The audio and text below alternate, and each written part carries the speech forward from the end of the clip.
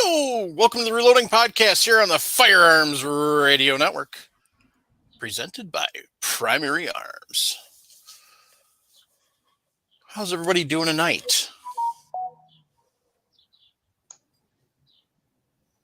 Wonderful. It's good to hear. Doing good. So, Jason, what you been up to? Well, nothing. So, about usual, working? About normal, yeah. Yeah. How about you, Nick and Ray? What you been up to? Good. Not a whole lot. Just we had a good Easter. Didn't really do a whole lot of shooting in the last week. So No. Taking it easy. Paul? Little shoulder surgery, and other than that, nothing. That doesn't sound like fun. Get it done. That's all. Yeah, It's working. that's good. How about you, Jim? Got this new hat. It's NRA. Well, have to do it the hard way.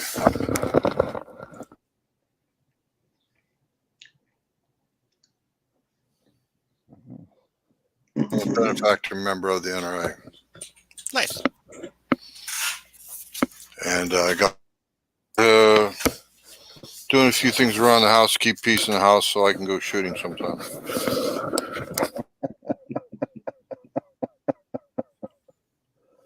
Honey, can you do this? That's what it was. Mm-hmm. Sorry about the rustling noise with the earphones. That's okay. I was just hitting the mute button as you were moving, making sure your lips weren't moving. And as soon as I saw them moving, unmuting you. Teamwork, man. Teamwork. There you go. You know what I didn't have Saturday? What did you not have Saturday? I didn't have teamwork Saturday.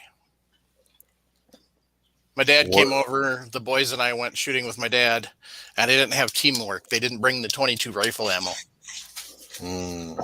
So the 22 that I took to work Friday night and mounted the different scope on, and then Boris decided I didn't get to do anything with because dang kids didn't bring any ammo. Should have sent him home and told him, or to the gun store and told him to buy some. Yeah, right. Good Mike, luck with that. Take the camera off me, please. Thank you. There you go. That was your break. Well, here. There we go. You're making me sick, Mike, with my own reflection. Ding. Sorry for anybody who's motion sick out there. So yeah, I went to the range. I found out that I'm going to have to do some serious lining up with that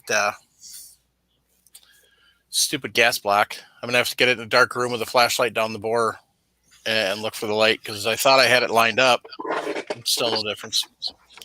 Oh, you're talking about where you mount the gas port. Mm-hmm. Mike? Mount the gas block over the gas port. Yeah, Tesla. $80, Mike. I got two of those things around here somewhere. I think he's talking about these, Paul. Oh, okay. No. That's not it. What the hell is it? You know what? That sounds like a good rabbit hole to go down, Paul. Tell us about that Tesla while Mike's looking for whatever he's looking for. Show us in detail if you don't mind. See, Sure. Here's one. Nice and endoscope. Just so you can see, you have Put the camera on here. 3 mirrors on here. Yes, sir. They screw on and off so you can replace them.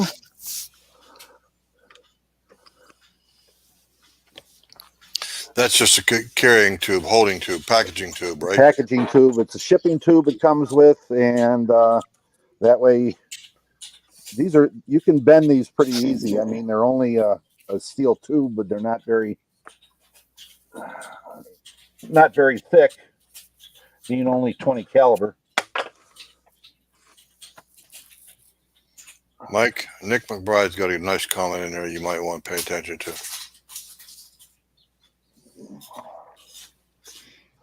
Saw You that. have Already on it. You have a protective cap. Hold it up a for it. little higher, Paul. Hold it up in center, a little higher in front of the camera. All right. You Yeah, have. see the thread. There we Yeah, go. Yep, and a protective cap to go over it to protect the threads. you bet. And it is adjustable here. There's a little set screw right on top here that allows you to adjust the focus so you can actually focus the mirror. Okay. It's about 20 inches long. Is that all? 20 inches? Yeah, maybe 24. Let's see what we got here. I'll bet you it's at least 24. Yeah, but yeah, you're right. It's 20 over 20, about a little over 24 inches long. Good deal. And it's got a nice grip on the end here, so you can actually twist it while it's inside to look at the bore. Your adjustment is here for the amount of light that it puts out. So you can darken it or lighten it up to help with the contrast. Yeah, help sure. with your contrast.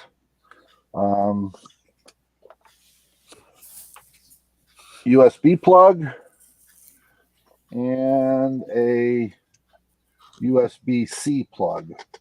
Oh, an adapter. Yeah. An adapter. So you can plug this into your phone, an Android, whatever. And so you want to go take a look at a rifle someplace. You want to buy a barrel, you can plug this in wherever you're at and take a look. And I wouldn't buy another barrel without one. Yep, that's how I was advising Nick and Ray to do. If they can get one before Friday. Amazon Prime, $80, $79.99. Yep. If they're Prime members, they can have it delivered just probably overnight. by Thursday. Right. I'm a Prime member myself. I'd take advantage of that my own self. I don't blame you. I do too. That's a nice tool. That's a nice tool. The little manual it comes with is all of 4 pages. Yeah. And that's it. And hey, you got to clean your barrels. You got to do something. You're wondering why something is happening. You have to inspect what's going on. You can find that rust in your corroded barrel. That's right. You can find that. Yeah. And not only that, but you can sit and see where the copper is sitting there in that barrel, or if that gun is good or not, or if it's time to get unscrew that barrel, put another one on. So,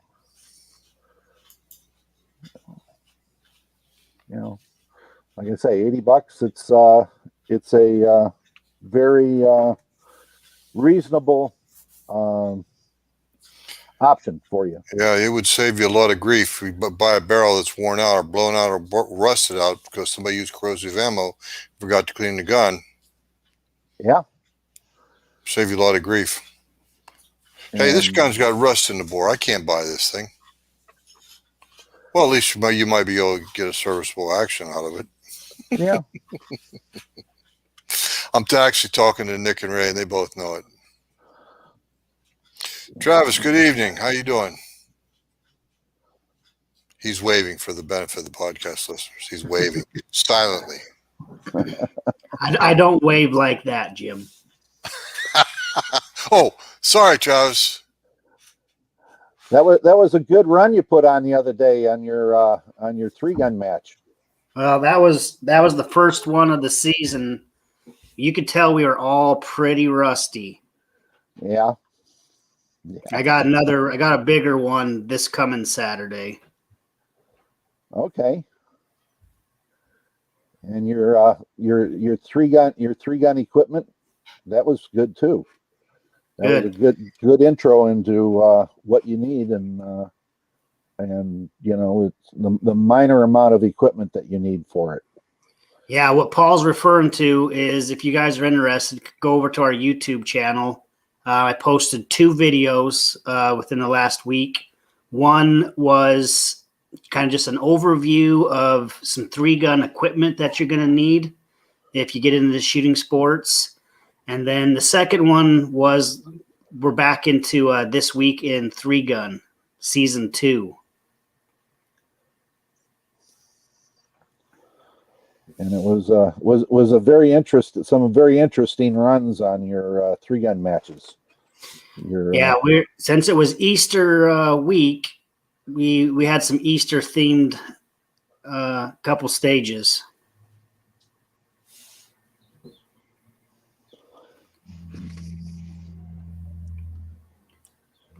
So where did you come out in the match?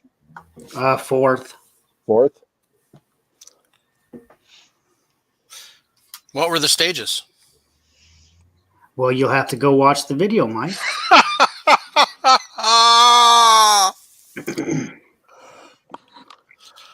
Good slam. Jason's a fan. I know he watches most of the videos. Yep. And obviously, usually Paul's the first one to comment on those videos. I don't know how Paul does it. I'll post a video, and then within like 2 minutes, he's already commenting on there.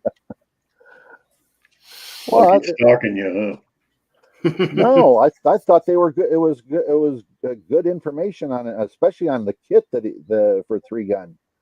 The mag carriers, the belt, and everything else. Yeah, absolutely. For skinny guys like you, Travis, it's not a problem. But for guys that are carrying, have a portable modular food storage system, attached to them, the inner belt. Blue Alpha Gear makes a nice inner belt that's got the Velcro, the fuzzy Velcro on the outside of it for running that, and it's a little more what do you say? Substantial. Substantial as far as being able to tighten it up more to suck that modular food storage system in. Well, if you're interested, go over and watch the video. Paul's bringing up some good points. If you're not just in the 3-gun, a lot of the stuff that I showed you could use for IPSC or USPSA. Paul's talking about a belt. So now we have scrolling comments on our YouTube channel, and it says the 40 short and weak will still knock over that popper with 1 round. And Nick McBride said that spinner needed some 40 S&W love, Travis. Hey, listen, if you 40 guys want to come out and shoot, please do. Please come on out. I did bring a brand new. He's not a new shooter, but he was new to the shooting competition. I brought him out, and I knew what I was doing. So I brought this guy out for his first match, and guess what happened? He's hooked on it. He's already spent a couple $100 on new equipment, and there's probably another $1,000 that he showed me that he's getting ready to purchase. New scope, the belt, the holsters. I mean, I knew what I was doing, but I did bring a new shooter into the sport, and I'm planning on bringing another one next week. So you're a demon, Travis. You're spending other people's money again. And Chris Sharp, there was a couple more than 4 or 5 shooters in the match. Yes, 6, Chris. Oh, we were picking on Travis. That's all. No, he puts up great videos. Absolutely great quality imagery. So you guys, Jason, your spinner is in the mail. Should see it in a couple days. Holy jeez. But you guys, who talk about the 40 and just spinning these things over one hit. Now Jason has the ability and the opportunity to show us that he can do it in, just a few hits with his super powerful 40 S&W. Short and weak. I'm hoping he's going to show us a video, but if you watch my 3-gun video that I just posted, there's a lot of different ways of shooting it. And I think if you watch, I usually try to post the way I run it and then the way somebody else does it, so you guys can just see the differences. And I think if you watch the way I shoot at a spinner with other targets in the mix, my way is pretty decent. Okay, so this is a good Nick McBride. He says, in my video, I do show it. Some people use baby strollers converted. So Nick's saying, Travis, do you all convert the strollers, or is there a place to buy them already fabricated? They look good for sporting clays as well as 3-gun. I'm going to hurry, and I can't remember where I got mine from. I'm going to look it up real quick.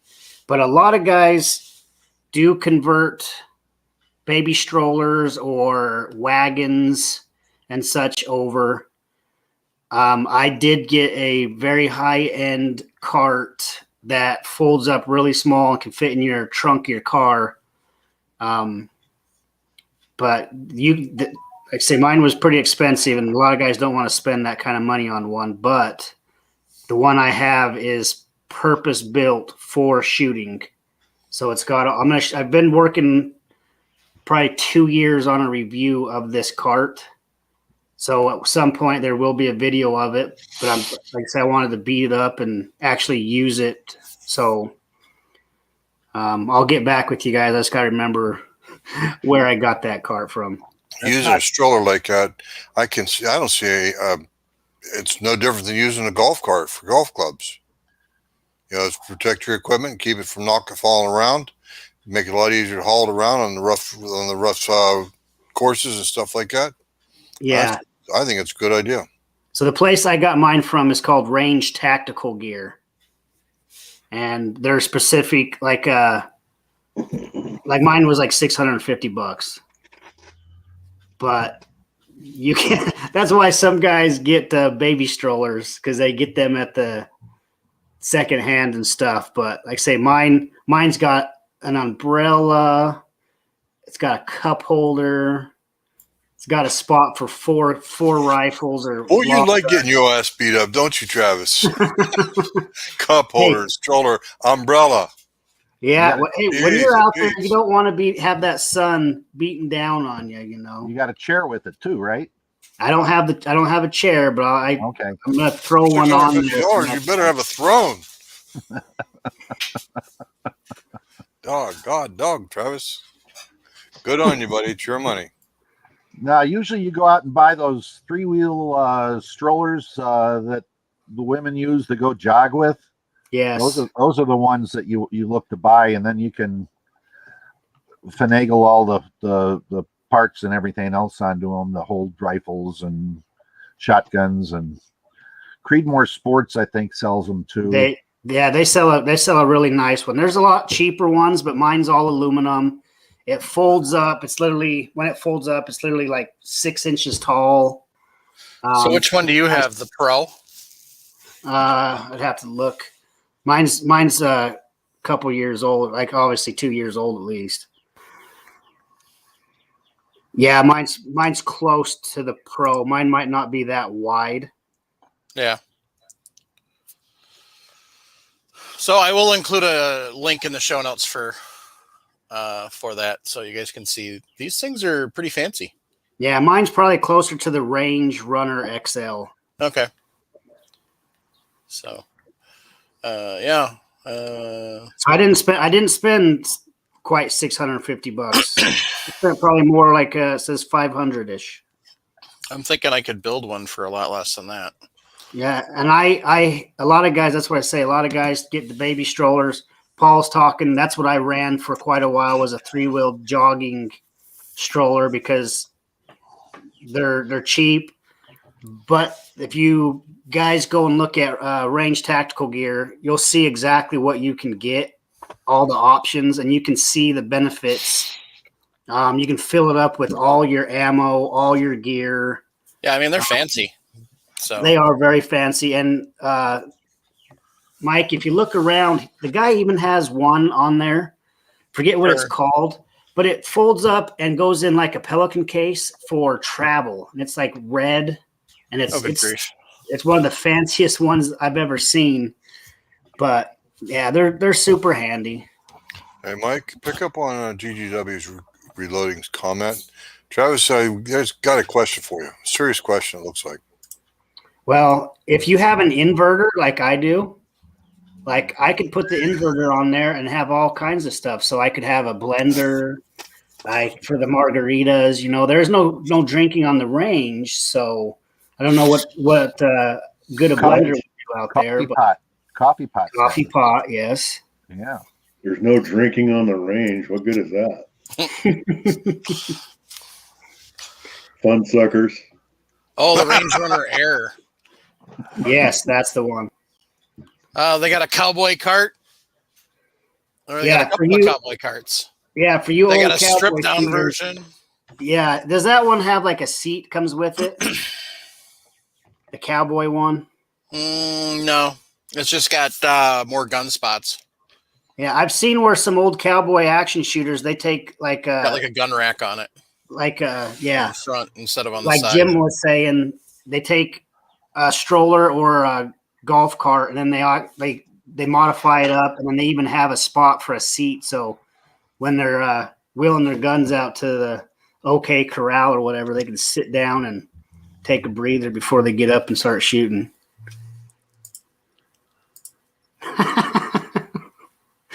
Nice one, Jason.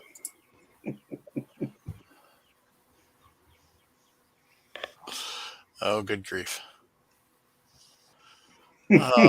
So all the guys in the comments making fun of me, I hope at least you go over and watch the video, so I feel like I've accomplished something.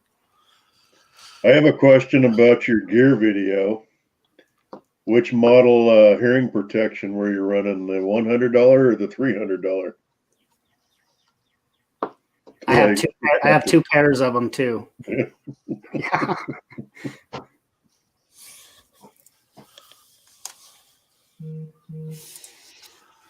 That's the one that Travis really needs.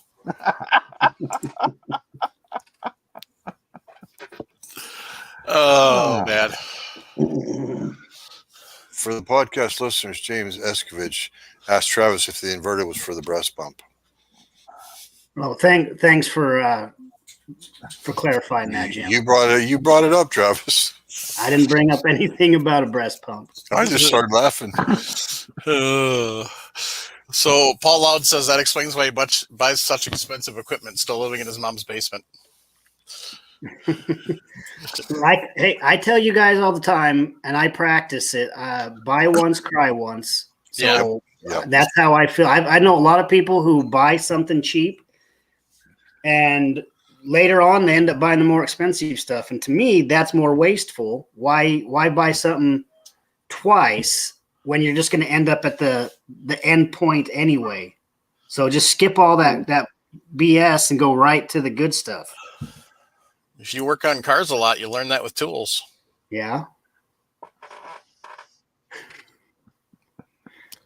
I'm hoping, just so you guys are aware, on my end, I'm going to have a special guest join here in a couple minutes when he gets here. Hellraiser, huh? He can be. There you go. Well, you're not calling him Pinhead. No. Just the Hellraiser. That's okay. I mean, he wants involved with his dad. Yeah.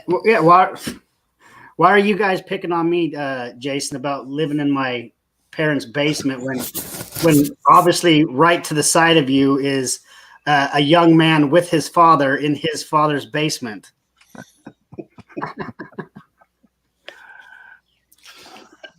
Wow. He only came over because I bought his dinner tonight.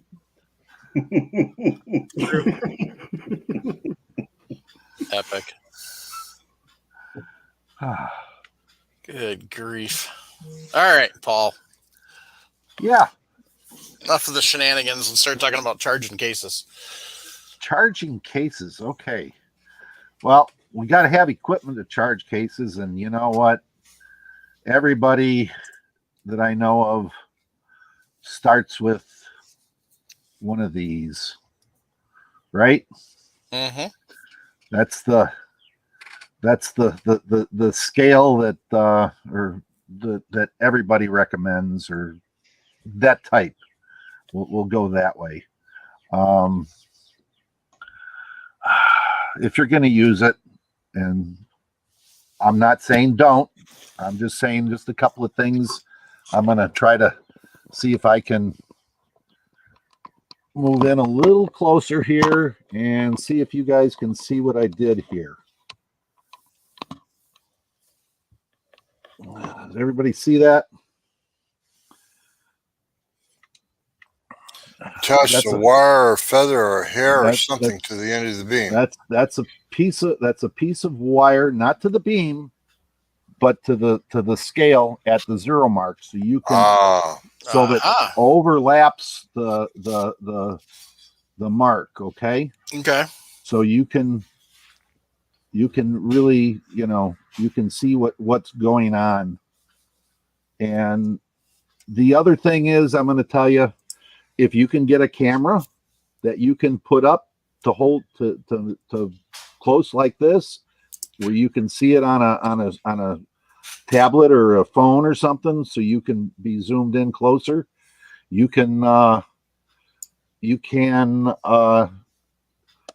a little more accurate, because they have a tendency to.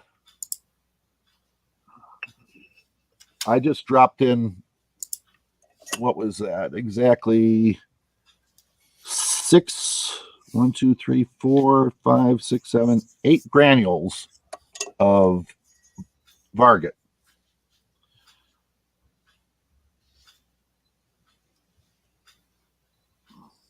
That way there, not a problem, right? You can actually see the movement there. Yep. But that was what, like half of a tenth of a grain? 8 granules, I will tell you in 1 second exactly.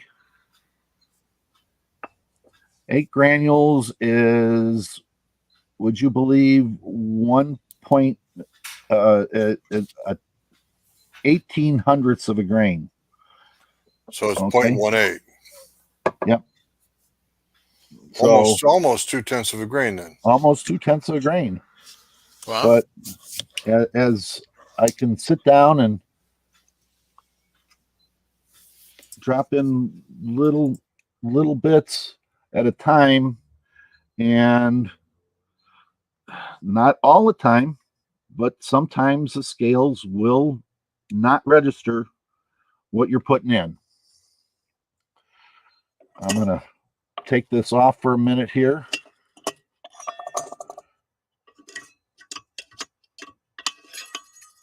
And switch cameras. I see how you attach the wire now, just with an ordinary piece of Scotch tape. Piece of Scotch tape.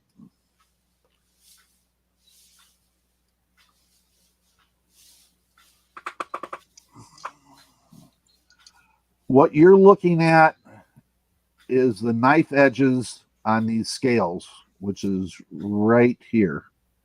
Okay, you have 2 of them, and they rest in jeweled bearings.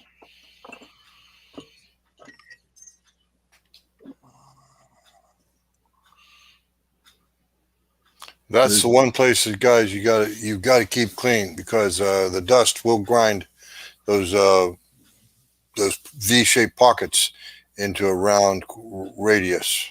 Right. And this has been worked over a little bit. They've been polished. Okay, they're not sharpened, they've been polished, so there's no anodizing on them, so it's just a little, I don't know if you can see how how they look there. They're nice and straight, but they have been polished, so there's less resistance there, because that's what you're trying to overcome in the scale is resistance.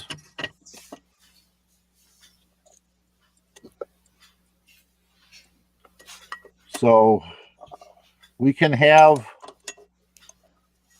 a slight amount of error in the scale as we as we look at it. The 505s I like a little better because they have the poises that you have to move. This one uses, let's see if we can move this a little bit.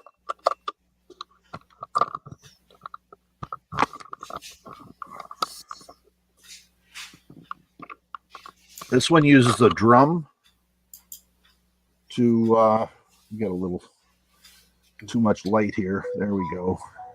This one has a drum to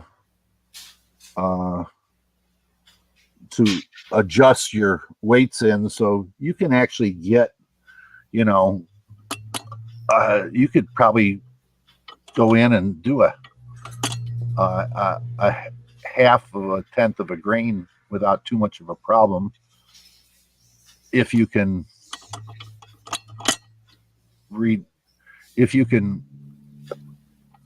move it that finely. That rotating drum Paul's talking about has got 11 witness marks on it. 0, 0.0, and all the way up to 0.9. But the other thing is, too, that the 11th witness mark is actually the line described around the circumference of the wheel. And that is where Paul is showing us, I think it's 0.1 set up for right now, Paul. Right. Mm-hmm. 0.1 grains. That's 1/10 of a grain. Right. And there's I like the poises a little bit better for everyday reloading. Okay. As long as everything moves fine and you guys are happy with what you're doing and you're not weighing items. If you're weighing items, these scales are a pain. Most people can get away with this type of scale for most of their reloading. When you say weighing items, are you talking about like a mercantile business? Groceries? Well, no, we're talking weighing cases. If you want to weigh cases or you want to weigh bullets, these are a little cumbersome. Yeah, they cumbersome. Yeah, it's a good scale. You're a shotgun shooter, this scale is great. You can do everything with it that you want. It's just it's a good all-around scale for the casual reloader. I can't say the precision reloader. Okay. I will move again to another scale that is a little bit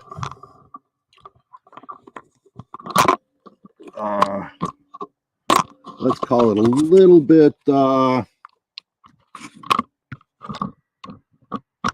more involved in the I know I'm making everybody sick here.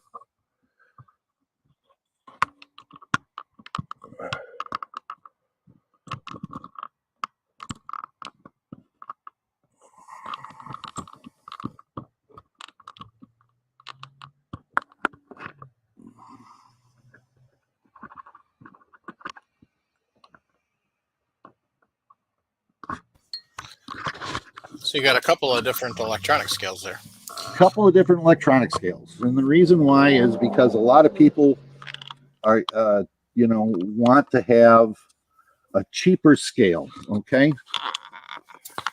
And I can understand wanting a cheaper scale.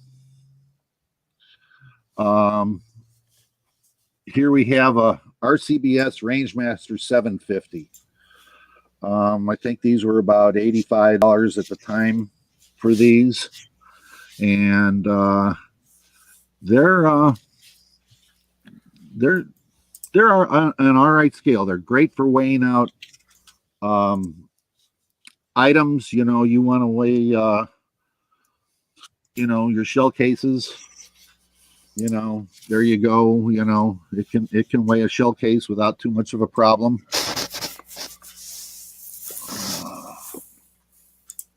Get that there. So we have that. May take a little time to get back to zero. May have to reset it.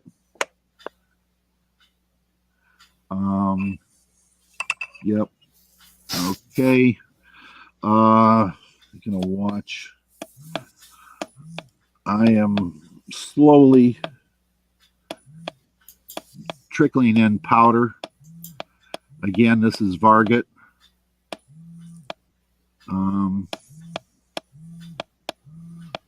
This is one of the reasons why I have a problem with these with the cheaper scales. So this one, we just reset it, and reset is at 166 grains, 0.0. Now it's up to 0.1, 166.1. We still haven't moved off of zero.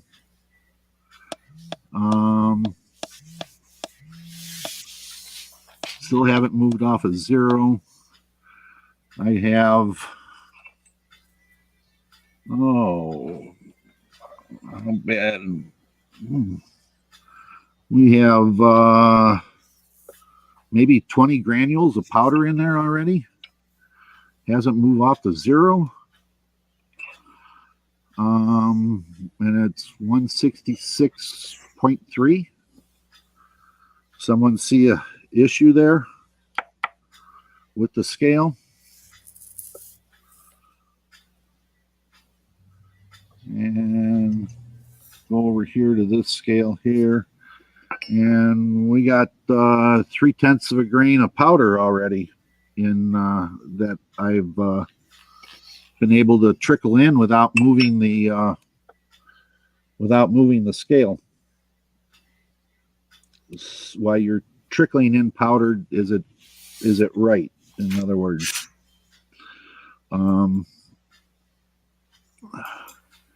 are you going to trust your scale if it does that, gentlemen? That's the question that I have.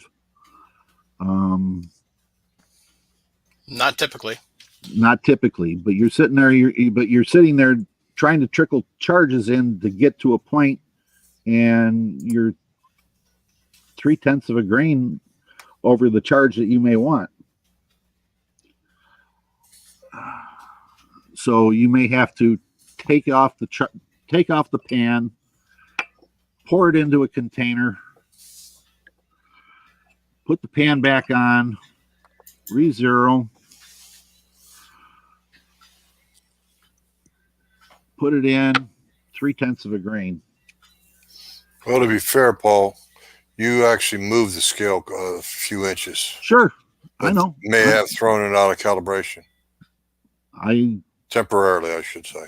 It'll do it. It will do this even when I don't have it moved.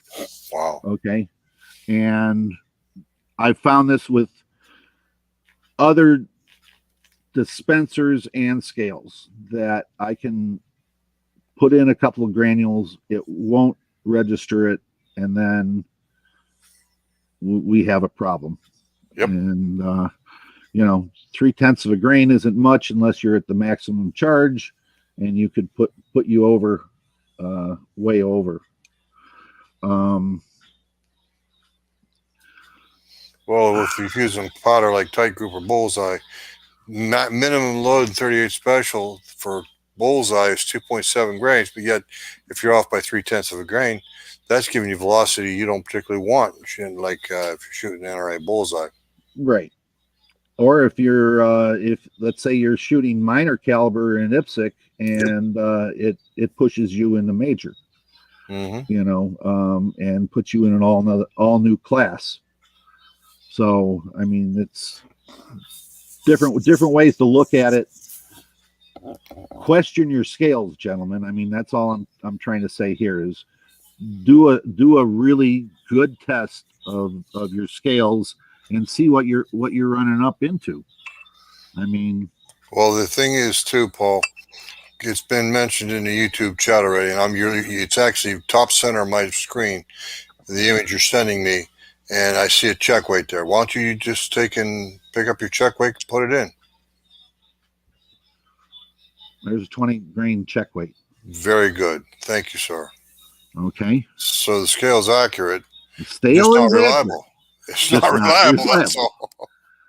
I mean, isn't that what we're looking at? Is reliability? Yes, sir. Yes, sir. Yes, I mean, sir. I can do a little bit with the as far as I know on the balance beam type scale, I can get maybe 8 granules of powder in before my beam will move.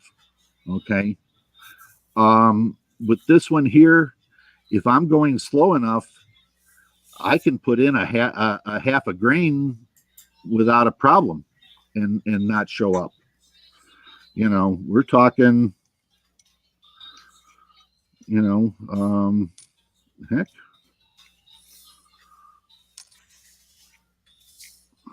And if you're using check weights, please use tweezers. You wouldn't believe that your oils from your finger can actually change weights on these check weights. I do. I absolutely believe it. A lot of people don't understand, but yeah, the oils from your fingers, just little things like that will affect your check weights.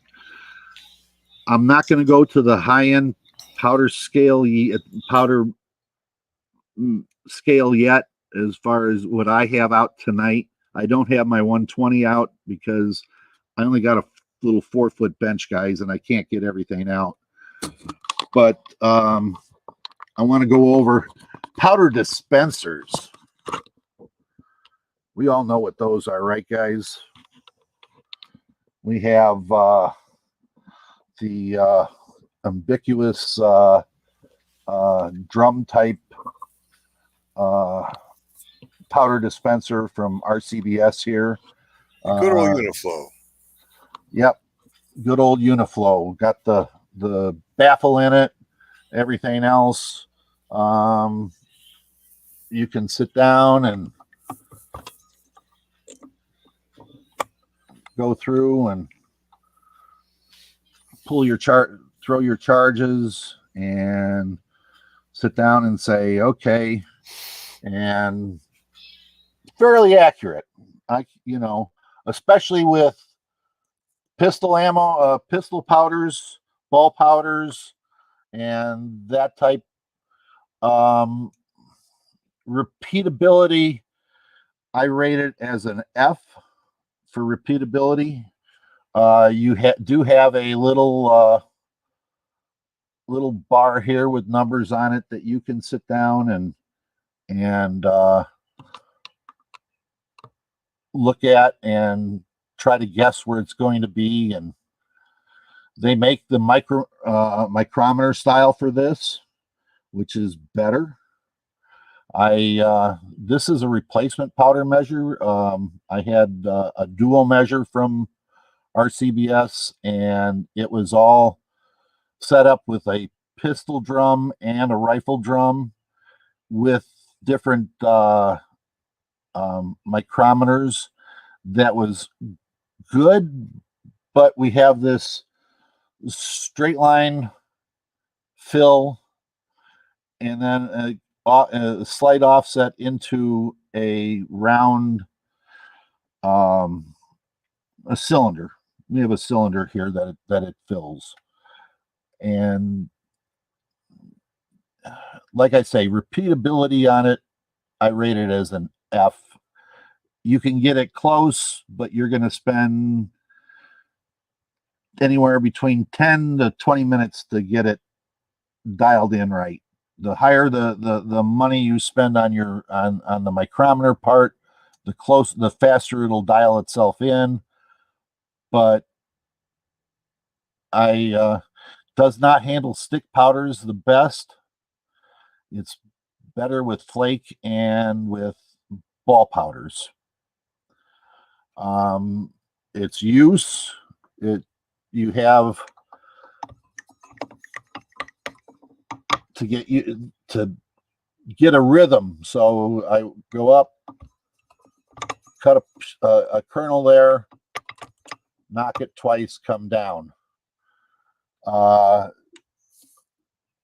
Some people do it a little differently, but it's a way to dispense powder for measurement, and then to go ahead and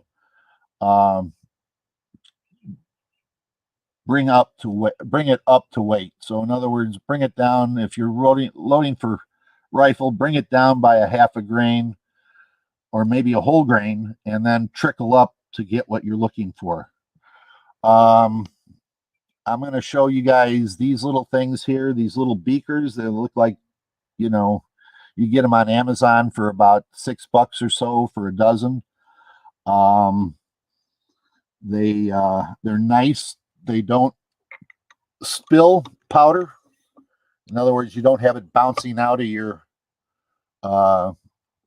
container. They don't carry a static electric charge. They're Pyrex, so you can use these to weigh out the charge to drop the charge that you're looking for, and then to trickle up to where you want in your scale. Now I'm going to move again, so let me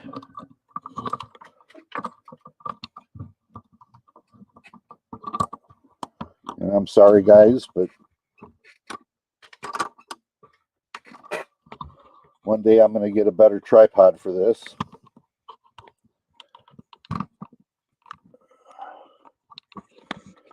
And everybody sees we got a little Lee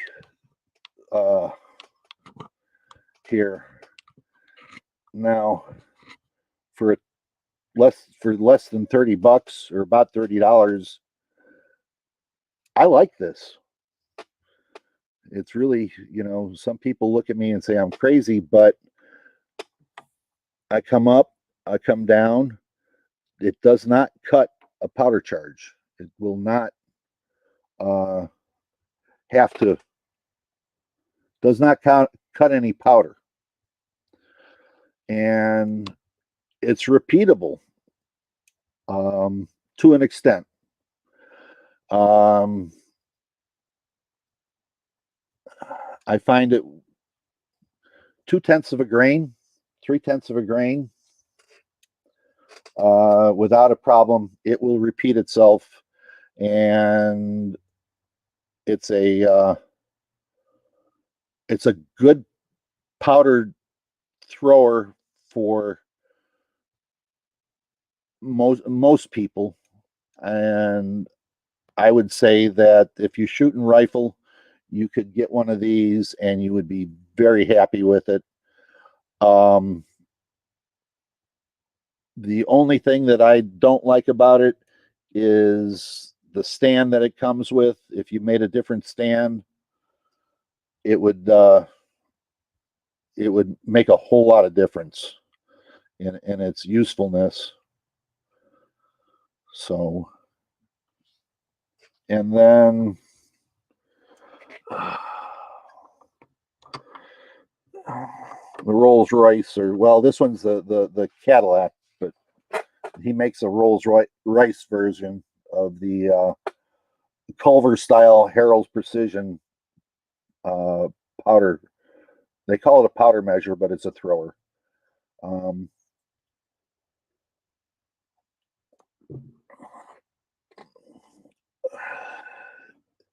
This is, I have found a very accurate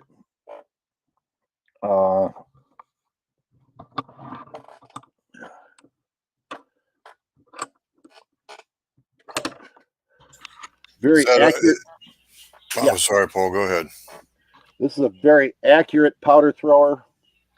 It is graduated, and it has clicks. Now, I don't know if you can hear them, but there are 4 clicks between each mark.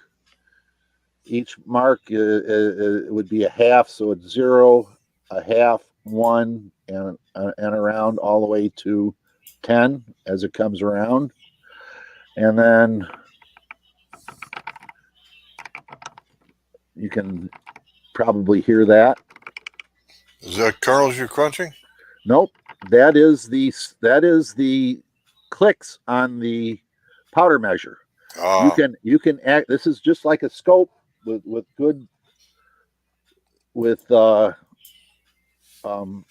individual clicks. So imagine 4 clicks to a minute. Okay, this one's got 8. All right, so for every minute it's got 8, and I can come up and it is repeatable. So if I would look up in my book and come up and say, okay, I needed 54. Well, information like that would be it would behoove the reloader to make sure to write that down so he can come back to the same exact setting with the same exact lot of powder. Right. And so if I said 54 and it was 31 grains of powder, bang, it's there. This is the type of powder measure that most bench rest shooters use. This is all ball bearings inside of it. They're ball bearings and needle bearings. It is not a cylinder as we think of it from either the Lee or the RCBS, but a Culver. So it's got like a cup that it opens up from the top and moves across, and everything is repeatable on it. You set it up once, you find your charges, you write your charge down, and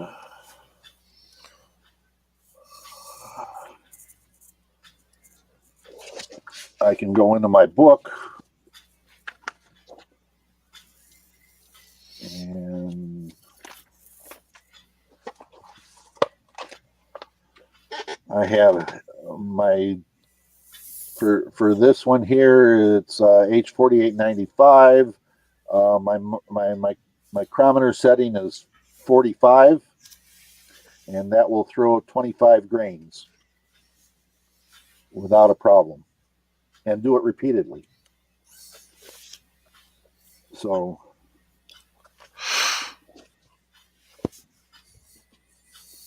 and I have the same thing like for my other guns that I do the same thing with. So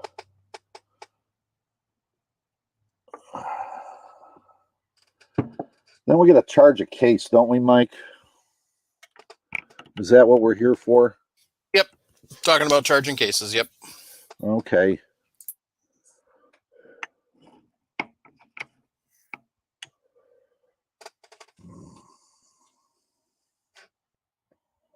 And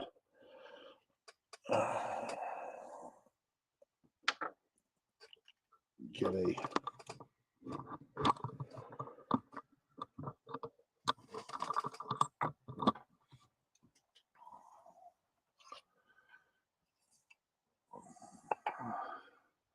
so I'm going to set up to charge a case. The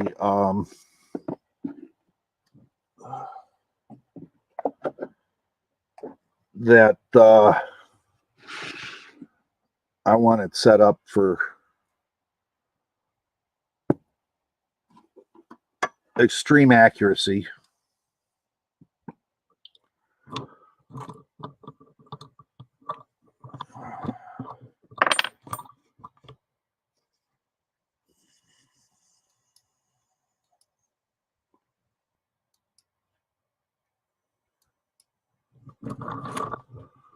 So this scale here, this is my everyday scale that I use. It's an EJ 123. It measures the 2/100ths of a grain, and you will see that it flicks back and forth when it's in between that. And I am going to use a Hornady trickler, electronic trickler, but as you look at the end of the trickler here, again, we got a little too much light here, guys. There we go. You'll see that I took a straw and I actually cut a taper to it. And the reason is this is a vibrating trickler, and you can watch the grains walk by individually and count them as they go in, as you go to trickle the charge in. So in other words, we're looking at a very let's see if we can get a good shot of this.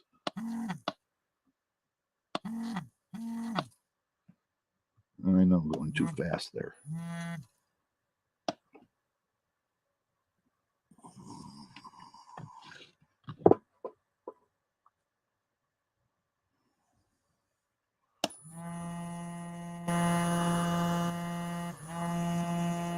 Can we see the grains going by on that?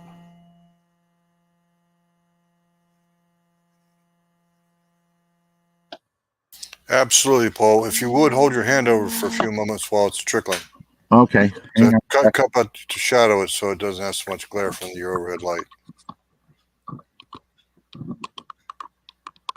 Oh, you're holding the camera by hand. I didn't know that. Yeah. Well, I could see it. Yes, absolutely, I see it. You see where it plays hell with the audio, but that's okay. For our purposes, this is perfect. Yeah, That's a hell of a trickler. Yeah, it isn't bad for $40. I mean, that thing comes down right down to the fine point like of a needle. Yeah, it stops it right now. That's what I was looking for when I was trying to find one. I was looking at the another company makes one, a quick load or something like that. But this one from Hornady for about $40. 2 AA batteries,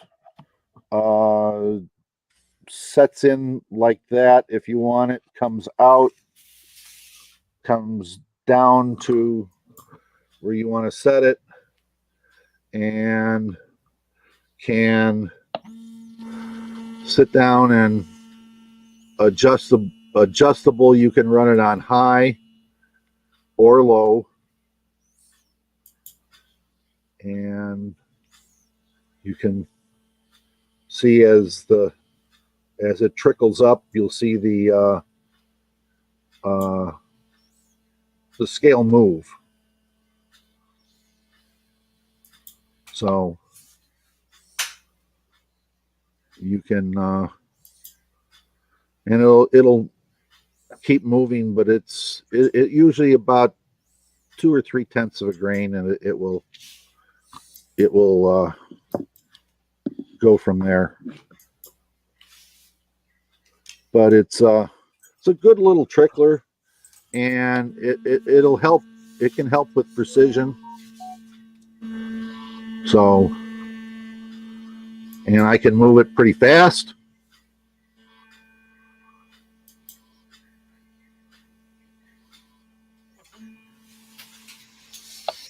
Yeah, you're jumping way more than a tenth at a time. Yeah, but wait, now I'm not. Well, yeah, you're adjusting it. Yeah, now I can adjust it. I have a variable speed on this also, where I can set the speed to fast or slow or medium. So, but yeah, I can go up and there we go, 42.62. All right, I'm going to put this in a lock now.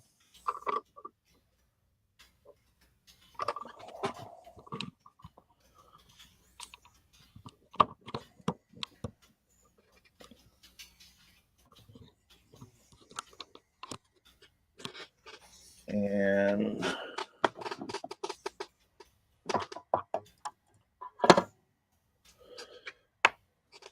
take a 308 case.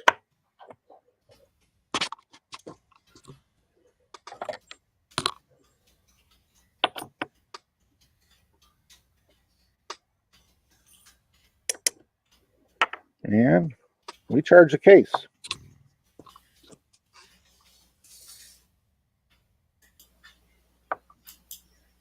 All right. Scales, guys. Electronic scales.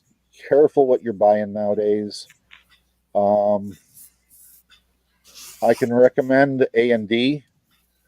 I just can't recommend any of the cheaper ones that they have nowadays out there.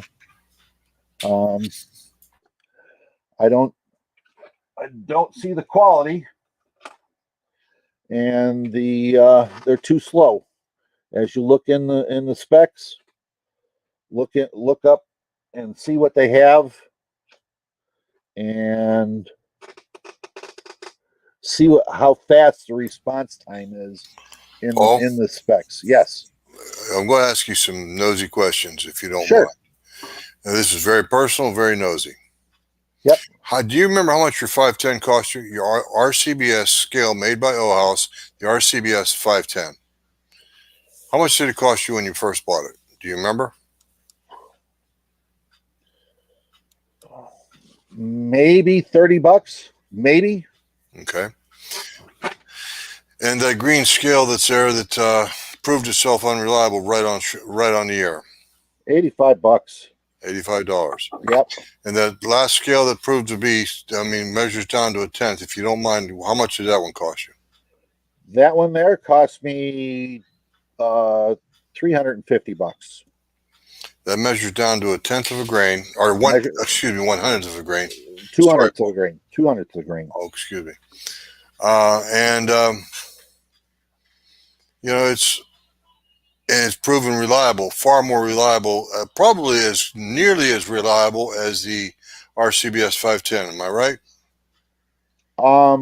Reliable, not accurate.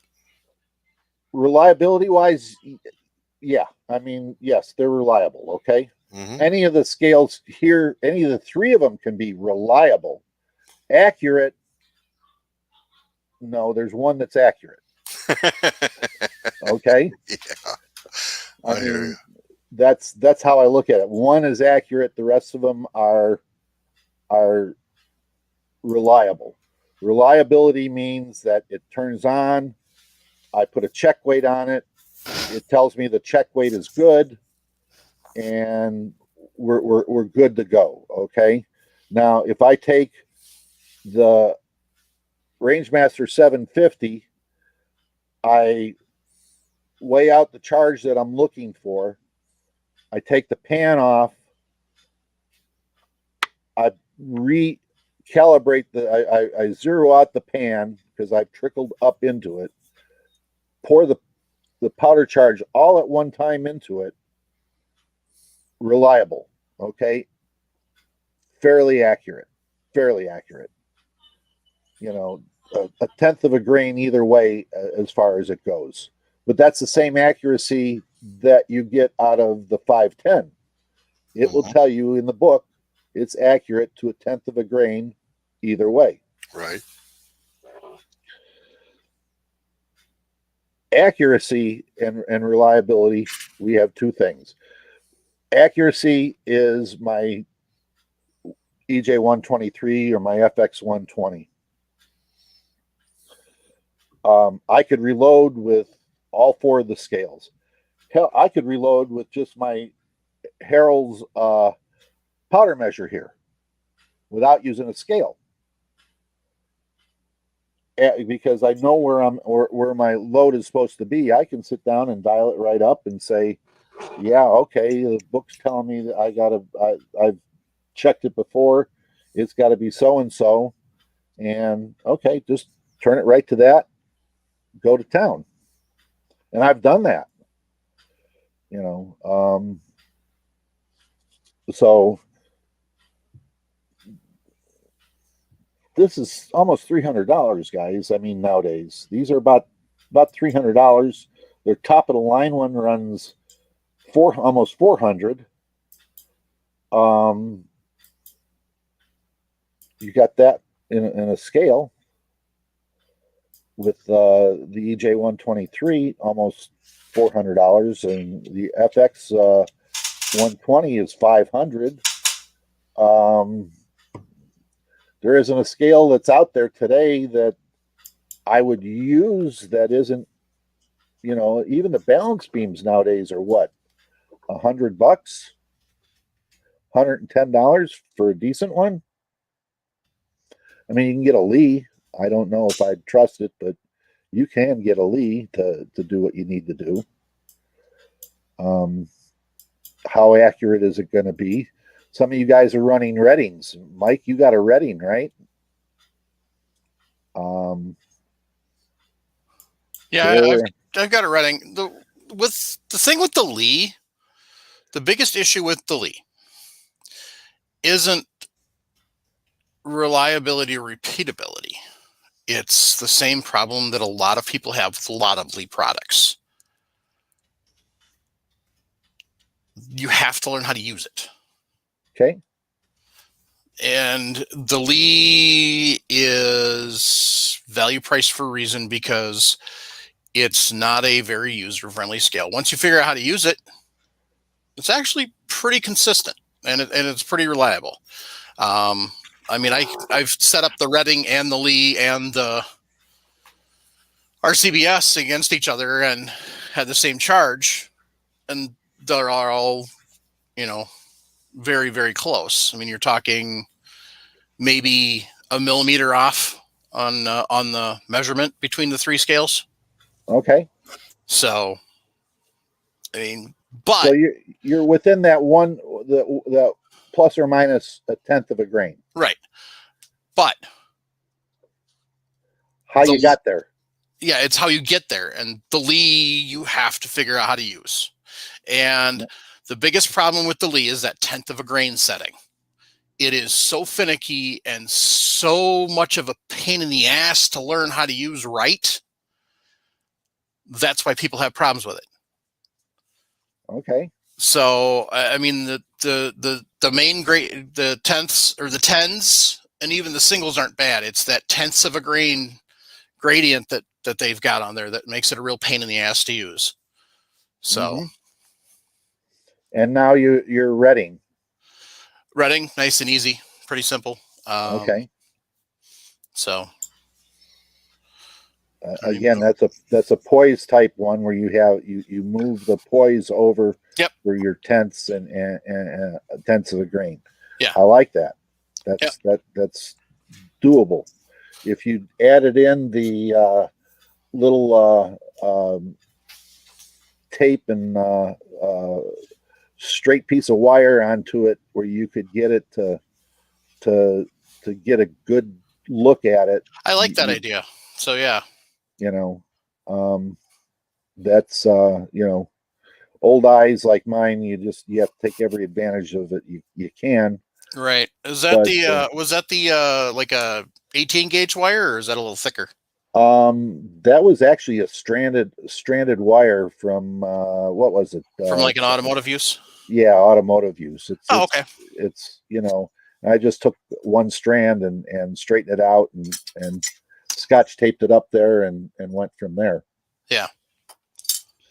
and just as long as it doesn't interfere with the beam, it's a pretty simple fix. And again, the same thing with polishing your knives and cleaning out your gems, your aggregate gems on your scale, and keeping them clean. Yeah. So, how about questions from people? I mean,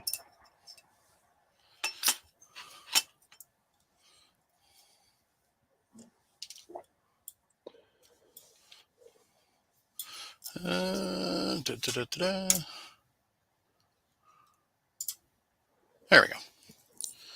So if anybody's got questions, go ahead and ask them.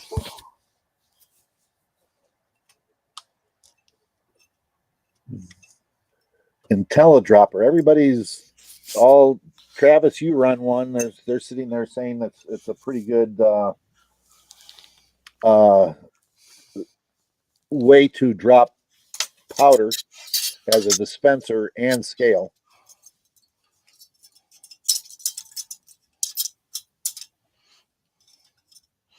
Oh, Travis.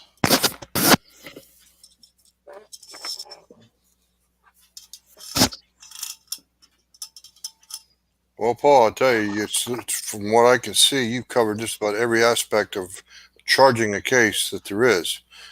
You showed us 3 different powder scales. You showed us 3 different powder measures: medium, mediocre to high quality. Yep. And you dropped a few charges. You loaded up a 308 case. You used a powder funnel. Yeah. Do you have more than one powder funnel, Paul? I like these hardcore gears here, and I use Saturns here. Those are both metal?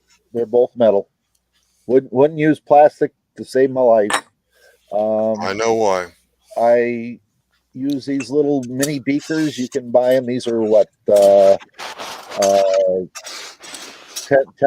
milliliter mini beakers that you can go out and buy for $6 or $8 on Amazon, and they don't hold granules of powder in them. The other thing is, and everybody does it, but dryer sheets, everybody keeps those around, right? Do a little, rub them and that, or use a spray. Yep. Yeah, with the purpose of the dryer sheet, the unused or used dryer sheet, whichever, static cling. Thank you, Ron. I see you out there. Ron Brett, from one of our admins from the reloading room, good friend. He's asked a question about static cling. That's one thing we didn't cover, is the powder sticking to the inside of your Uniflow. I don't have a problem. My Uniflow is, well, you don't have to show us to us, Paul. No, I'm trying to remember the how old this one is. This one is only about 10 years old. Yes, sir. So on the Uniflow, I had the Duo Flow before that, and that one, the green plastic finally destroyed itself with that one. But it was the Duo Flow was a much more accurate powder measure, but it also, other than cleaning them out every once in a while, and then I will lube it with some graphite and then clean it again. That keeps the powder measures in pretty good shape. Thank you. Michael Dunn asked a question: which is better, plastic or metal? Michael, the reason why we favor metal is because they don't have the static charge that will grab a hold of a few granules of powder. Right. And Ron Britt said pretty much the same thing. So did Andy 79 Z28. And then David Emery asked the question: who has had issues with the original model Hornaday Auto Measure. He says his locks up all the time. Yeah, I've heard a lot of that. And anybody have the old Lyman? The old Lyman Model 55? No, the old Lyman electronic. Excuse me. Yeah, the electronic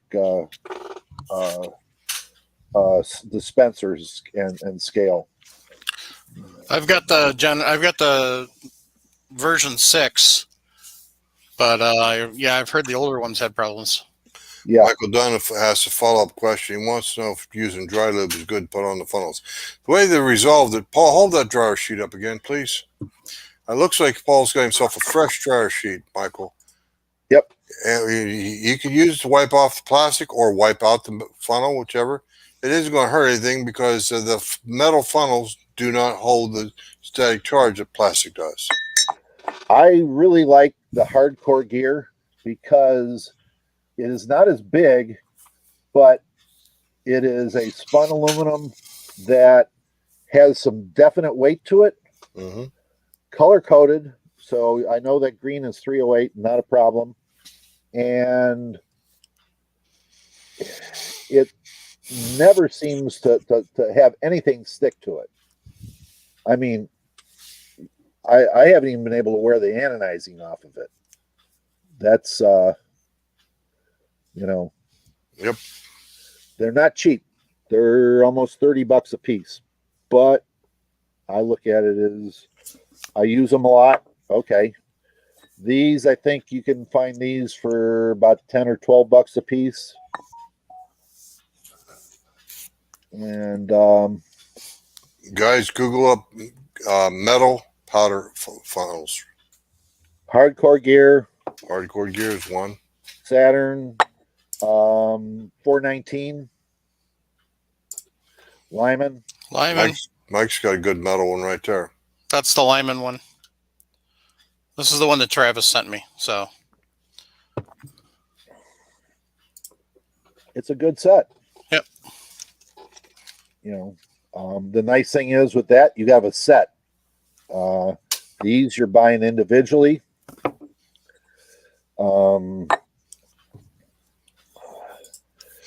all bought the first thing we all did when we bought powder funnels, we bought the plastic set that had adapters to where we could load anything and everything. And then we found out, we dumped powder into one and it bridge, and the next one would you need a drop tube, and it got all over the place, and you sit down with drop tubes, different funnel adapters, and Paul? Yeah. What is bridging? Bridging.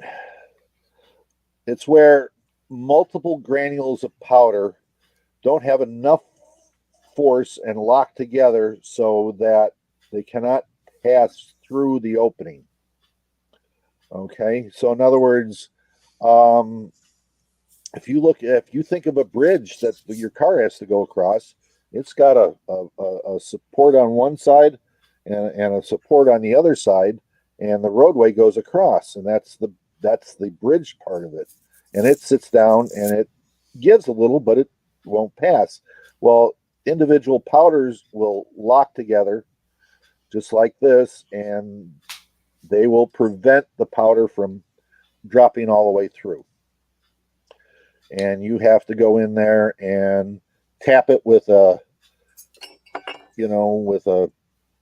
pair of tweezers or a pen, and sit down and go tip, tip, tip, tip, and hopefully it'll go down in there. Hopefully it won't stick at the mouth of the case. Got static electricity is one of the things that helps, that makes it bridge. It wants to cling to itself. So you got a few issues there. Sort of like a log jam, except it's a log jam in the mouth of the bottom of the funnel, not the mouth of the funnel. It could be anywhere in the funnel. It could be anywhere in the funnel. If you have too much powder, and you're absolutely right. You know, So it's a log jam basically. yeah, Except it's a log jam with powder. and you're not going to get it with your ball powders or some of your flake powders. Well, some flake powders will. Right. Unique is one of them that will do that. Have you ever? There's been a couple questions I kind of ignored them because we don't generally do black powder. But have you ever used a powder measure for your black powder stuff, Paul, or do you even have black powder? I don't anymore, but I used to, and the RCBS makes a black powder dispenser, Yes, sir. and it's like the Uniflow here, but it's more it's brass on the interior, and it's expensive, and it works great if you're going to reload a lot of 4570s. I had a few friends of mine who were reenactors that I would reload 4570 for in my early days, and they would do reenactments and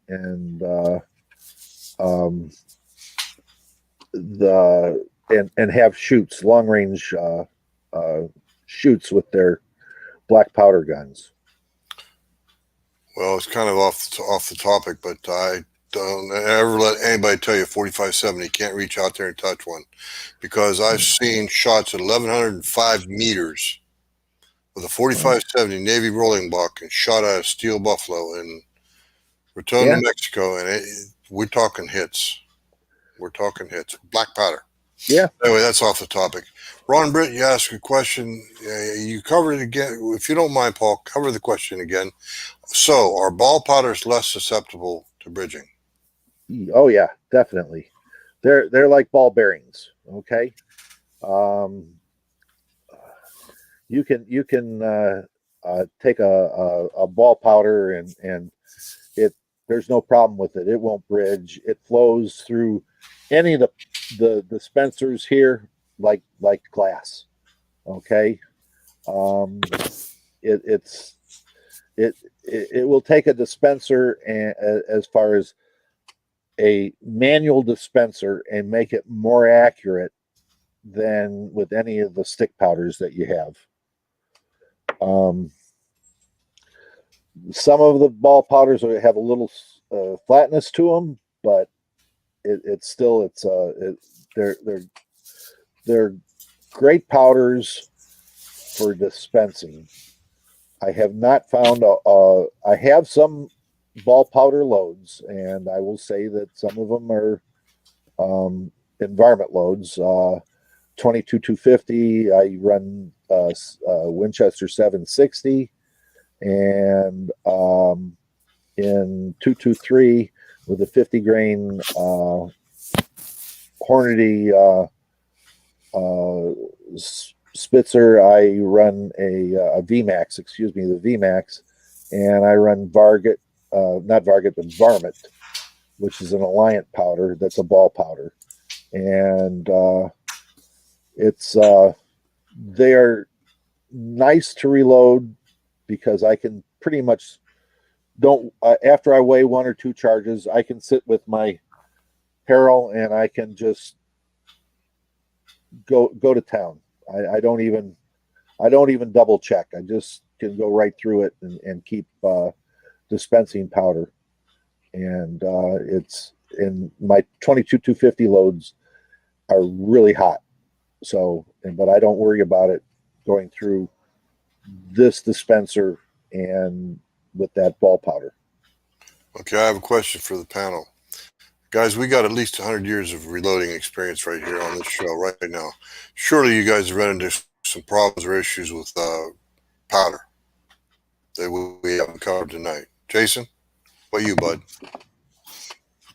You're muted before you start.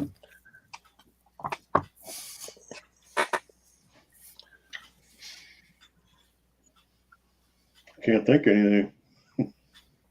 Nick, Ray? Nothing that Paul hasn't covered. Yeah.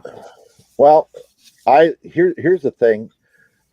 Anybody uses double base powder in high volume guns? No, Must be like the IMR powders. no, double base or ball powders. Oh, excuse me. Okay, so if you're running, they run at a higher temperature in the throat than a single base stick powder will. So You're right. I'm sorry. The stick powders, they're like made from nitrocellulose. Am I correct? yeah, Thank you. so you with that, double base powders can and will, if you're not careful, can cost you a barrel or so.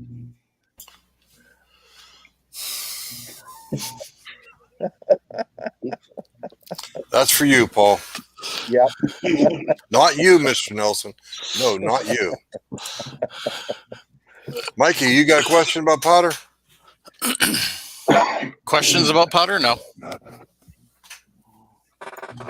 Well, I've run into bridging quite a bit.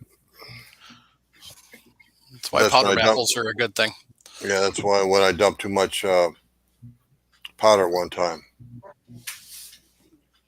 particularly down in the 223s, if I'm using something like the IMR 3031, but I haven't used that stuff for a long time. 4198, same thing in 223. Yep. It's a good powder for 223 bolt guns, but it bridges like a big dog. Yeah, I agree with you. Also, some of the ball powders are susceptible to temperature more so than sticks.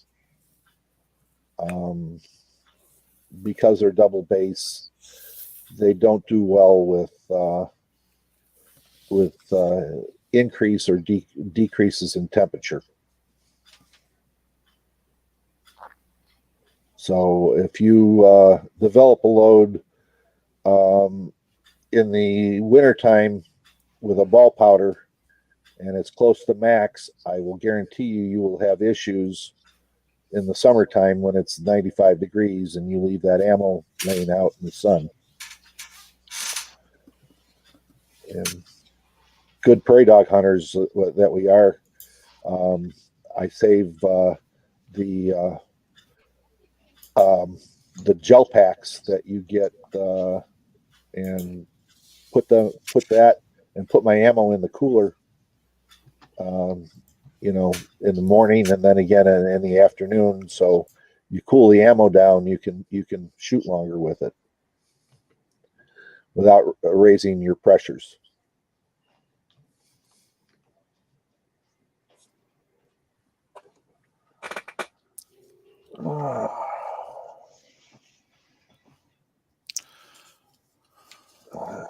Is Hodgson better than Alliant than IMR? I don't know, guys. What do you think? Well, seeing as how Hodgson is IMR, that's kind of a loaded question. But the thing with powder is that there isn't necessarily always an answer of one is better than another. It depends because some of upon it's your situationally depend. Sorry, Mike, go ahead. It's situationally dependent. They do. Anymore. Now, if you're like me, who lives in summer where it gets up to 90 and then winter where it gets to negative 20, negative 30,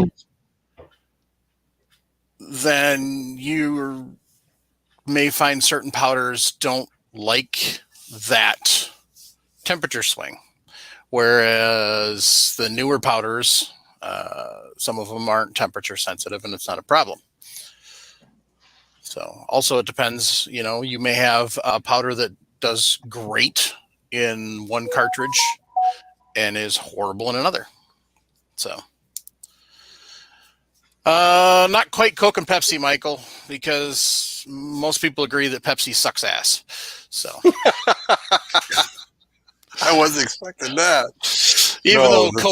Even though Coke went full potato this year. So yeah. Yeah. But You got a Chris point, Sharp, Mike. Chris Sharp, I wanted to say thank you for sharing an awesome piece of information in Facebook. I got a notification that he shared a story in Facebook, and Paul Loud's going to love this. Maine is looking at legalizing Viking funerals. There we go. So that's right, kids. We're all moving to Maine, so we can all have Viking funeral pyres. Anyway, so it depends upon the rifle. If you got a big fat bore rifle, Nick and Ray, what pot are you going to use in that Martini Henry 577? Actual black powder. 2F. Black powder. No, 1F. 1F. 1F. 1F. Okay. Yeah. Well, it depends, but that's ideal for that big bore. But yeah, for the 4570, what did you use? Do you know off the top of your head, Nick? We use Trail Boss. Trail Boss, okay. Michael, this is actually addressing some of the situations that Michael Dunn's trying to bring up. It's you use IMR 48, is a great powder for 300 Magnum, but yet you got to move over to 30-06, the M1 Garand. The powder like 4064 is considered better because of the burning rate and the speed of the speed of the combustion when it goes off inside the chamber. So it's really and truly, it just depends upon your budget and what you want to do and what is best suited. A good powder for 308 is IMR 4895. Yeah, that's. I've been recommending that for years to people.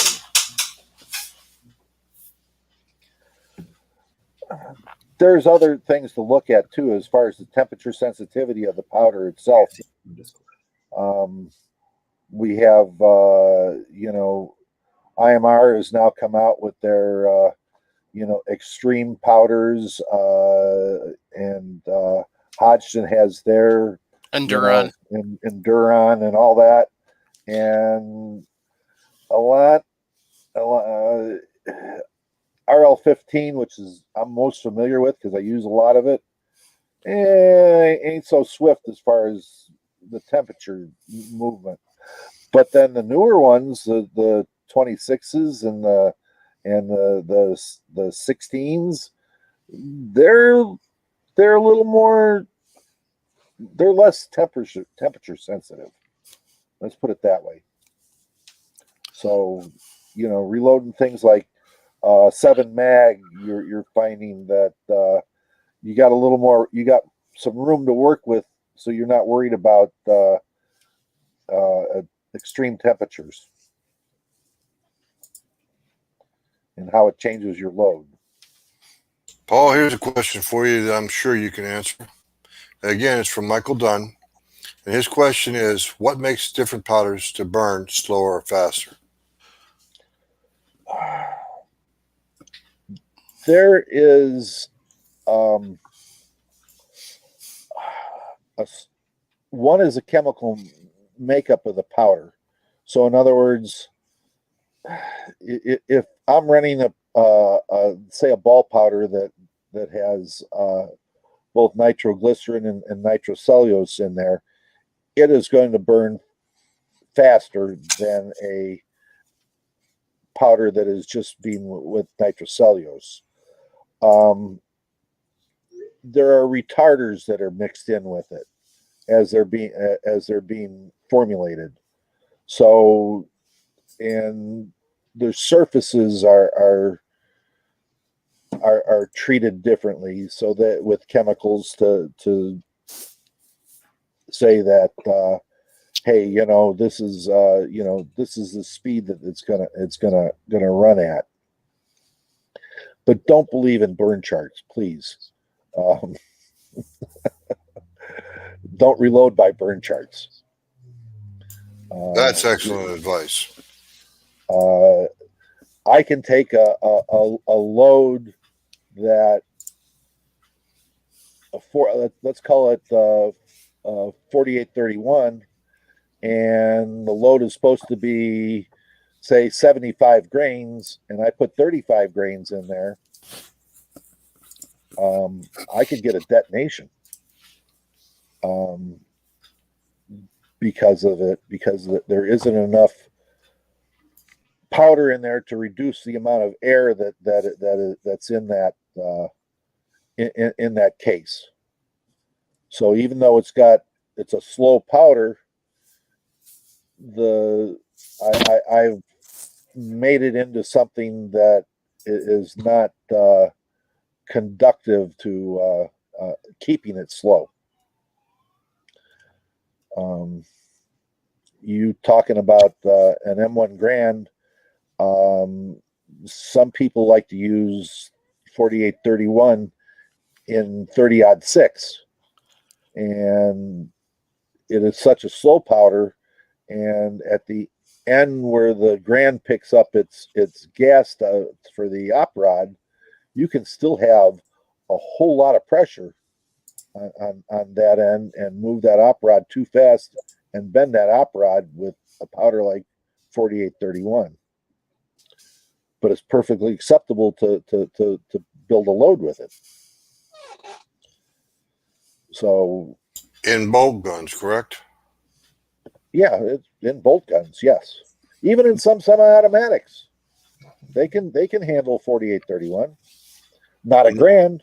Right. Thank you.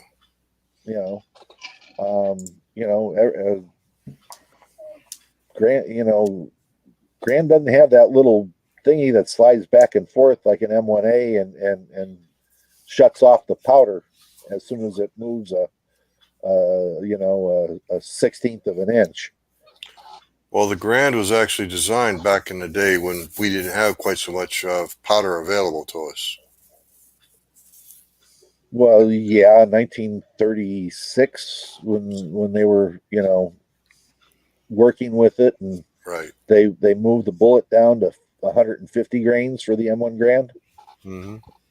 So, we kind of changed it up from the original. What was it, 180 that we had for 30-06? That sounds right. And everybody sat there with their 03s and their 17s, right, Nick and Ray? Guys got your Enfield and 17s and your 03s, and using 180 grain bullet and something about a 220 grain bullet and odd 6 in your milsurps. There we go. I didn't hear your question, Paul. What weight bullet was in the original 30-06s before they moved to the 150s for the M1 Grand? I'm thinking like a 180, wasn't it? 180? That's what I've always thought. Yeah. 180, and they had a 200 for target matches, didn't they? Yeah. Okay. So, and then they moved it to the 150 for the M1 Grands because the 180s held too much gas back for the gun to without bending the op rods. Yeah, I haven't really experimented with the larger grain bullets. I've stuck pretty much with the 150. Okay. It's like, especially on a Grand, if it ain't broke, don't fix it. Yeah, just no point in hurting the gun, something like that. But a lot of people sit there and buy a box of 30-06 and not think about it. Exactly. Yeah. Okay, so anyway, we had, what was the question in there? 270 for 30-06. Okay, I don't know. Jason? That's Jason? Only Mr. Trumbo can answer. He already has answered it. I was fire forming some brass. And you lying sack of shit. All out, just can't let it go. He fired 270 ammo when his son's 30-06. That's what he did. It instantly became 30-06 brass. Yeah, dude. It was fire forming, Jason. I apologize. You weren't lying about that. It just wasn't intentional fire forming. Yeah, it was accidental. Yeah. Better that way than the other way around. I watched the guy fire form some 41 Magnum brass in a 44 Magnum. Ooh. Oh no. Yeah. Well, it just tumbled down the bore, but I can only imagine what those cases looked like. Well, he kept ejecting them and saying they were cracked. And I said, yeah. I said, and he handed me 5 of them, and I looked at it, and then I turned it this way, and I said, what gun was that? And he says, it's a 44. I says, this works really good. These are 41s.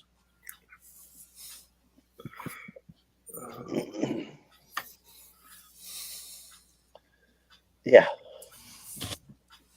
So. Oh yeah.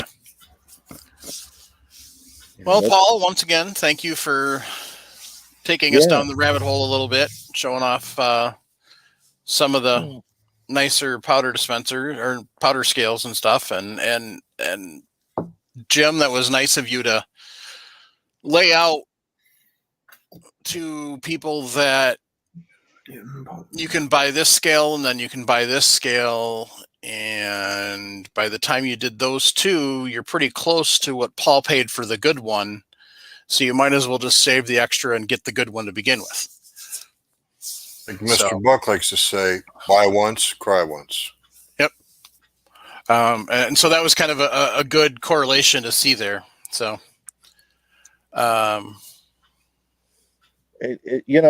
thing you got to look at is this is a long time in coming, and as far as moving up in scales. Right. We didn't have a lot of this 40 years ago or 20 years ago. I mean, so was there even really digital scales? I know they've been around for 20 years, but beyond that, I mean, was there really anything?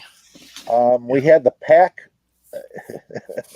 PACT scale, digital scale. Yeah. Okay, and they were $50 or $60 at those in those days. I bought one. You talk about a piece of junk. Okay. Yeah. But they also made the PACT made a dispenser, and people are still using it. Mm-hmm. I mean, there are people that are still using it. I look at every electronic scale that's here. I can sit down and say, I can run it off of batteries. I can take it to any place I want, but can I use it any place I want? I mean, really, I can't. I can't take them outside and use them. They're it just isn't going to work. I can barely use a balance beam outside. Right. So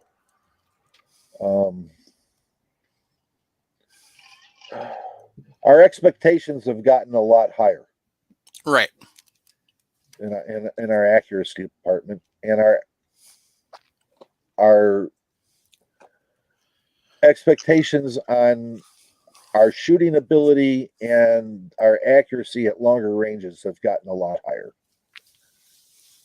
I mean, it used to be long range was 300-400 yards. That's what long range used to be.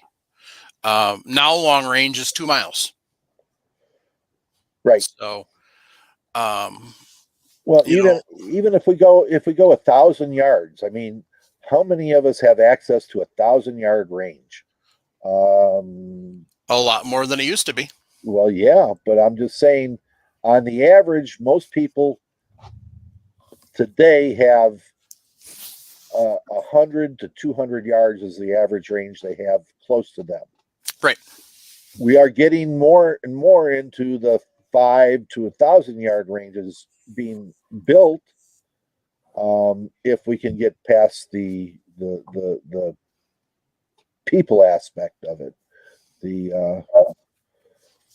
but we're finally now getting the guns and the equipment to do that on a regular basis at a reasonable price. Yeah.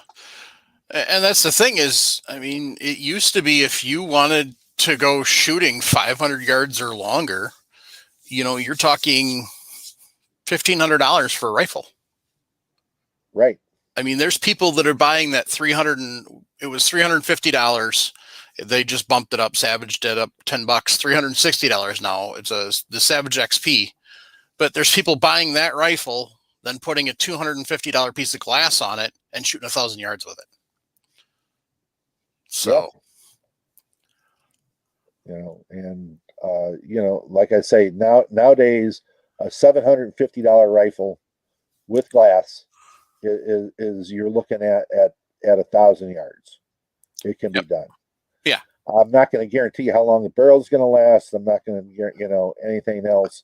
Is it going to be easy to do? No, but you can overcome the issues. mm-hmm. I like a well-fitted rifle. Jim does. Jason does. I don't know about Travis. Travis, you like a well-fitted rifle? Yes. Okay. That was a lot of effort just for one word, Travis. That was very Jason-esque, I must say. So we're sitting there going, okay, so I want the butt pad to fit me. I want the cheek piece to fit me. I want the scope height to be right. Okay. I ain't going to get that on a $400 rifle. No. Or even a $700 gun. But I ain't going to get it from most factories either. So I'm going to have to do something to make it fit me. Right. And each to their own and each to the individual. Yeah. But we are in a great age now where we can go out and buy that $400 or $500 gun, right, and be able to do what we can do. Cartridges come a long way. Factory ammunition. Oh my God. Right. When I started shooting prairie dogs, we'd buy a box of factory ammunition. The only reason we bought a box of factory ammunition was because you couldn't buy brass anywhere. Mm-hmm. I mean, no one sold just brass. So, yeah, okay, here's, 10 boxes of 22-250 that you went and very carefully and slowly shot down your barrel so you could have the brass. Because the factory ammo in those days on a 22-250 was 2.5 inches. Out of a heavy barrel Winchester varmint rifle. Right, and that's at 100 yards, not 400.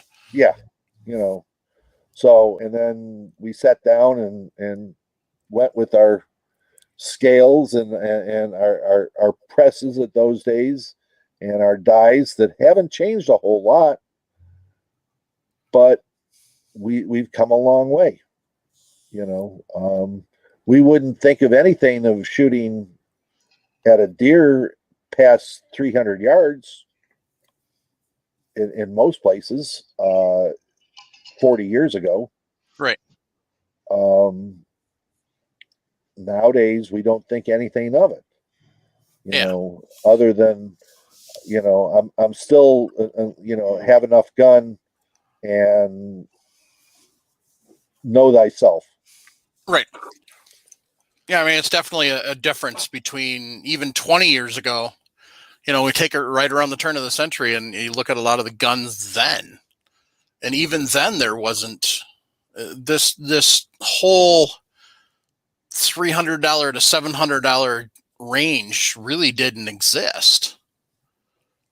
No, it really didn't. The only time you found rifles in that price range was used rifles. You bought somebody's beat up old shot out rifle, and you got that for $300 or $400. If you wanted a decent hunting rifle, you were looking at $800, $900 easily. Well, you ought to try it with varmint rifles. Oh yeah, varmint rifles, you're talking $1,500. Right. So, but now, I mean, the metallurgy is different. They've realized that going with a synthetic stock is a advantage, not a disadvantage.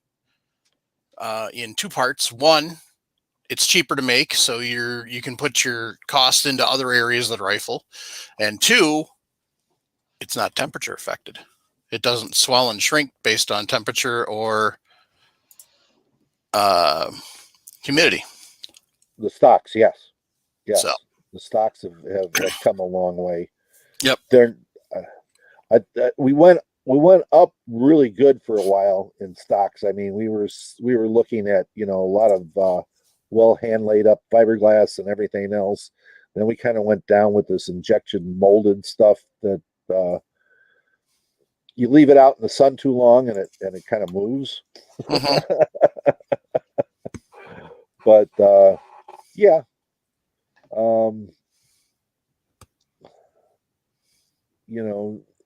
Hell, now we got aluminum chassis now. I mean, come on.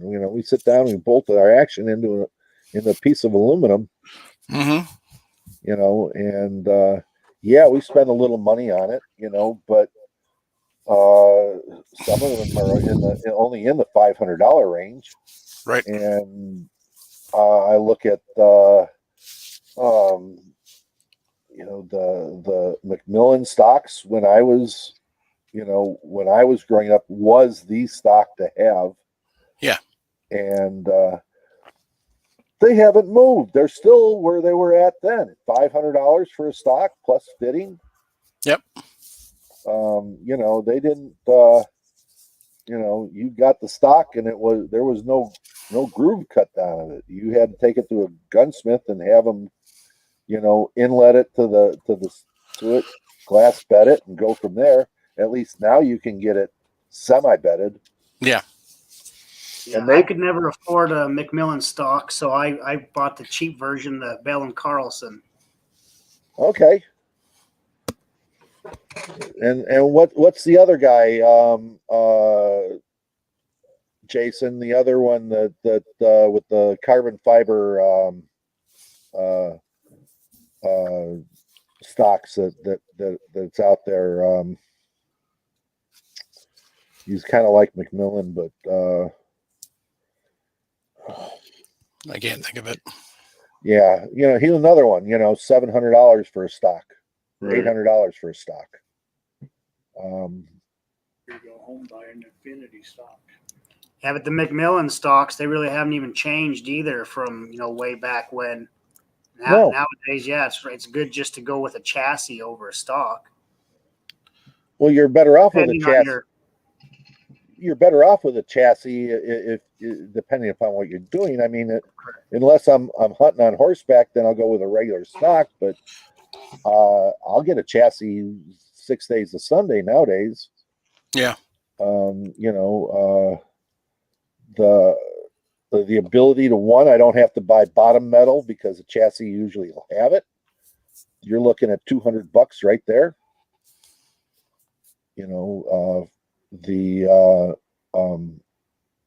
The buttstock is going to be more adjustable than I could ever get in a Macmillan without spending over $1,000.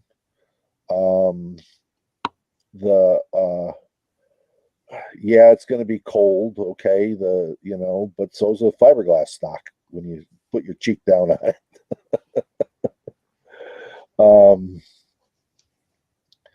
But they don't move, and I don't know how many of you guys ever, had a gun that moved. I mean, you took it out in a Wisconsin winter, and it was 72 degrees inside the house. By the time you got out to your stand, it was 14 below zero, and them damn things froze up and moved. Then you go walking back in, and it does the same thing. Yep. So, anyhow, we're off topic now, aren't we? Yep. So, kind of not, but it kind of says. Do you want to introduce your grandpa?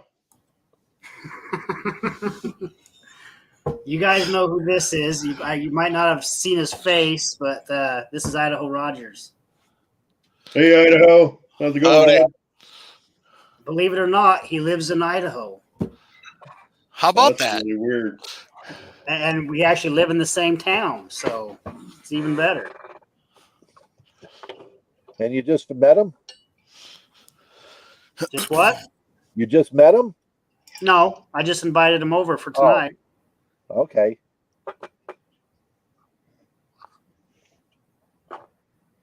Okay, Mike. So what does Idaho have to add into our discussion tonight? Not a thing. Y'all got her covered.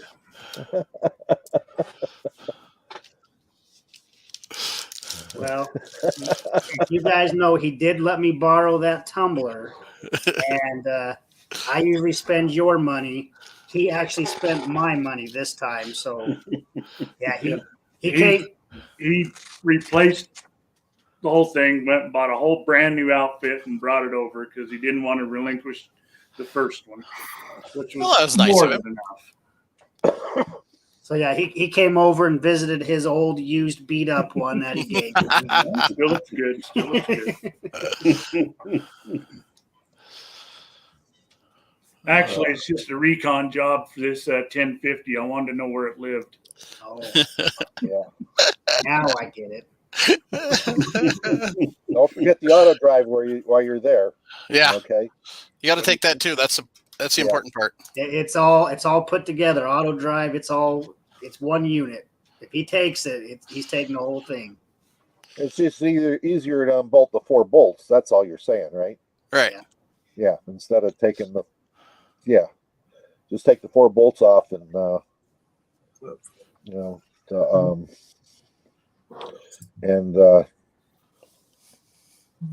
ether that weren't they saying the ether is a little strong, it's a little hard on people.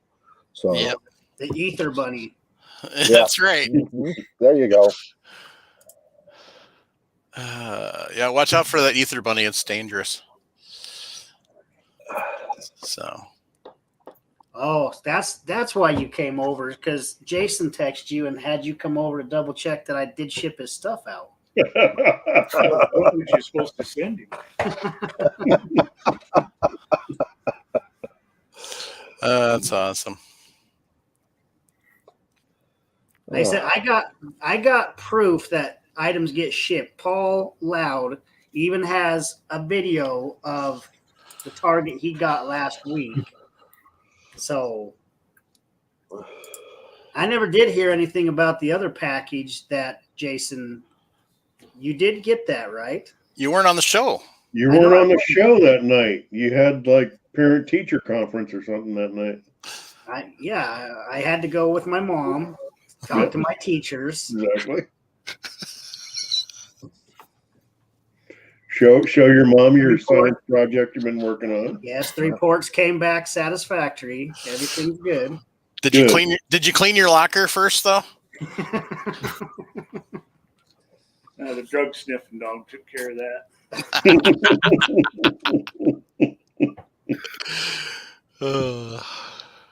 Yeah, and that's that right there, Paul. Jason, read right there. How long will it take Jason to shoot his target? Well, he's not gonna. Actually pretty good about using stuff. He's not going to unpack it. He's getting ready to move. Why? I did that. I did that strategically, just giving him more weight to pack up. Right. I mean, why is he going to take it apart now? And he's just going to pack it into the truck and then going to plan on moving out by you. There you go. The other side of the mountain, though, but by you. Yeah, you got to have that mountain in between. Right. Is that more solidified, Jason? Is it happening for sure now? We're getting pretty close. Good. Awesome.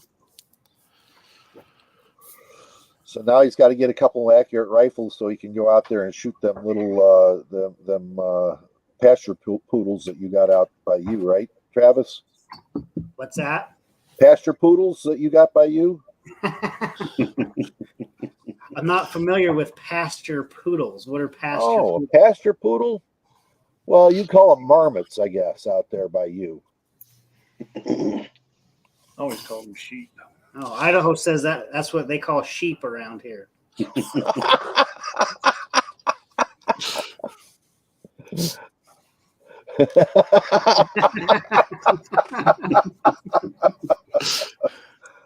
Oh, Oh wow. All right, gang. So just sitting here the other day and was sitting here going through. The kid decided he finally wants to build an AR. Thankfully, I already have a lower for him. So we were looking on Primary Arms, and it looked like actually going to have enough stuff on Primary Arms to actually build this whole thing. So that's pretty impressive. So, You guys, Mike, are you seeing more stuff come back in stock at Cabela's? bits and pieces here and there. We're starting to get some more guns in. Ammo, it goes out as fast as it comes in. I mean, that really hasn't changed. What has changed is we're getting ammo in. Well, So. I asked because I don't believe him. He was in Cabela's last week or so, and he found some primers. We got 600 small pistol primers.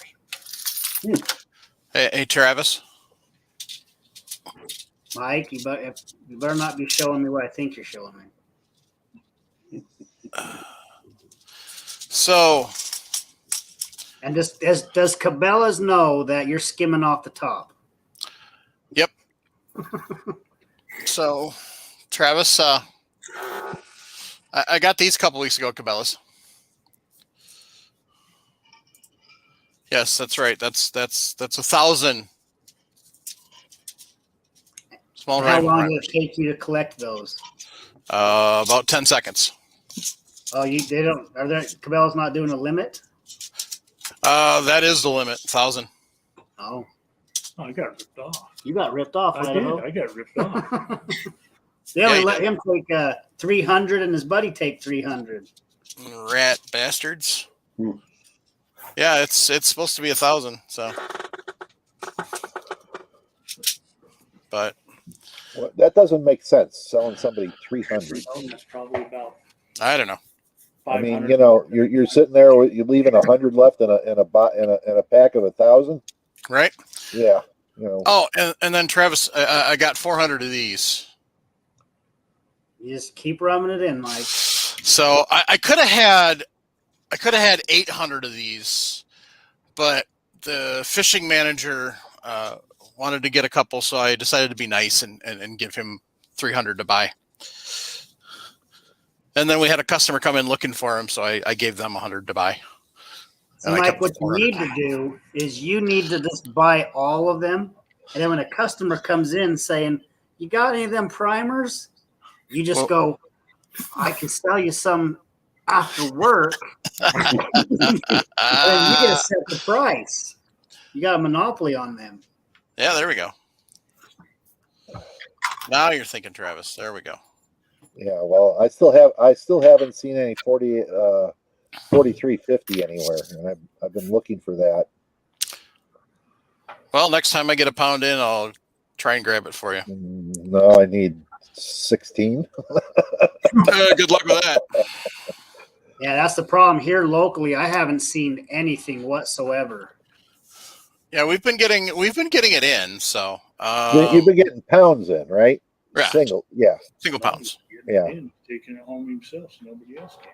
Yeah, Idaho, he travels a lot, so he gets to go and hit all the fun shops across the country. But yeah, I'm stuck here in little Idaho town, and I don't get it. I don't get out of the basement too often. So I don't get to go. If you quit irritating your mother, she might let you out every once in a while. Hey, you guys.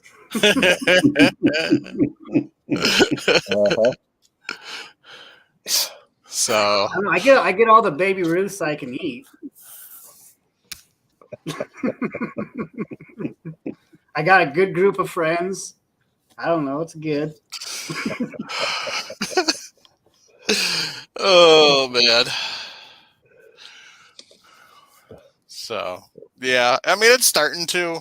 We're starting to get some powder back in again too. I mean it's going out as quick as it comes in, but I mean we're starting to see some. I've seen a couple pounds of 4350. Let's see. The other day we still had 2 pounds of BLC2. Trying to remember what else we had. We had some BLC2. We had some H110. We had,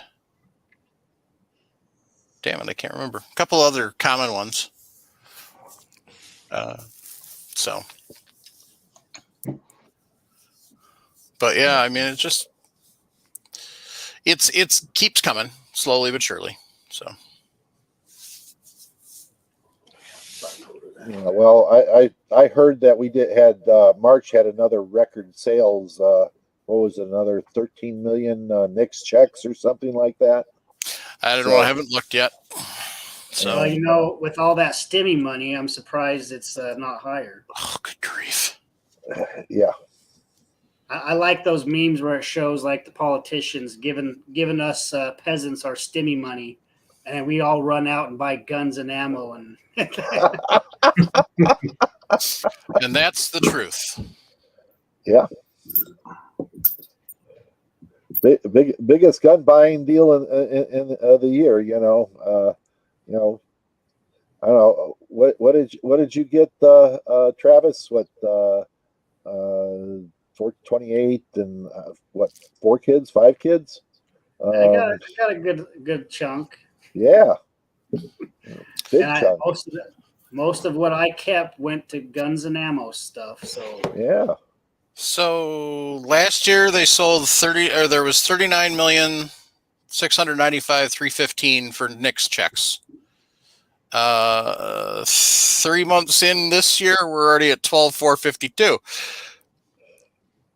4.3 million in January, 3.4 in February, and 4.6 in March. There we go. Now, that's the FBI figure that doesn't include like states like Kentucky that runs them daily. Or Illinois. Yeah, for their FOID cards, or for like Kentucky has a concealed carry where you can purchase using the concealed carry card, that type of thing. That's just actual firearms purchases at 4473 retailers. So, right. You know, and then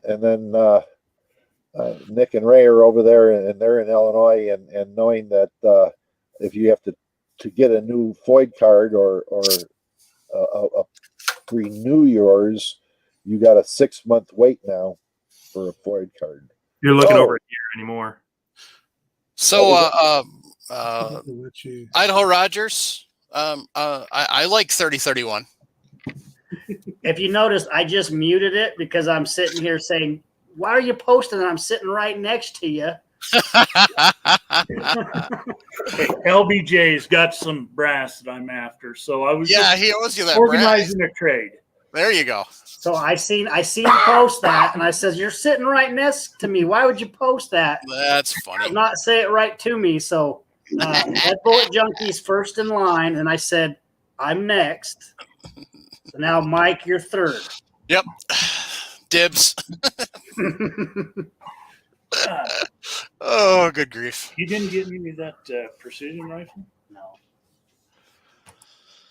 All right, gang. So, yeah, so I was actually pretty impressed with Primary Arms' actual availability of parts and stuff. So that's kind of surprising that they had everything, including some upper receivers in stock, which I haven't seen in a lot of places. So that made me happy. What kind of barrel you gonna put on it? I don't know. Haven't decided yet. He's kind of looking at just doing it a complete upper. So I don't know. So he's looking to buy a complete upper? He's talking about it. I haven't talked him out of it yet. So okay, then you go to White Oak. Okay. Yeah. Go to White Oak, and they'll have complete uppers.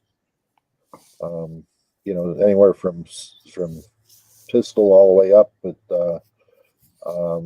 they got a lot of different 16-inch uppers, and they're reasonable now. I mean, for a quality barrel, White Oak is in the $600 range with a complete upper with bolt carrier group and bolt.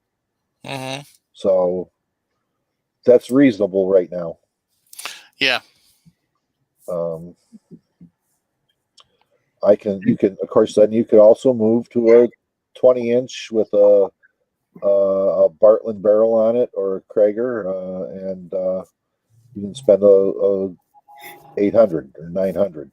Right. So just depends what he wants to do with it. Indeed. That's what he's kind of got to figure out yet here. So, of course, Travis could use has got them carbon fiber barrels that he runs, and those are a little on the pricey side, but man, they're worth it though. I was just showing Idaho my setup, and say that carb.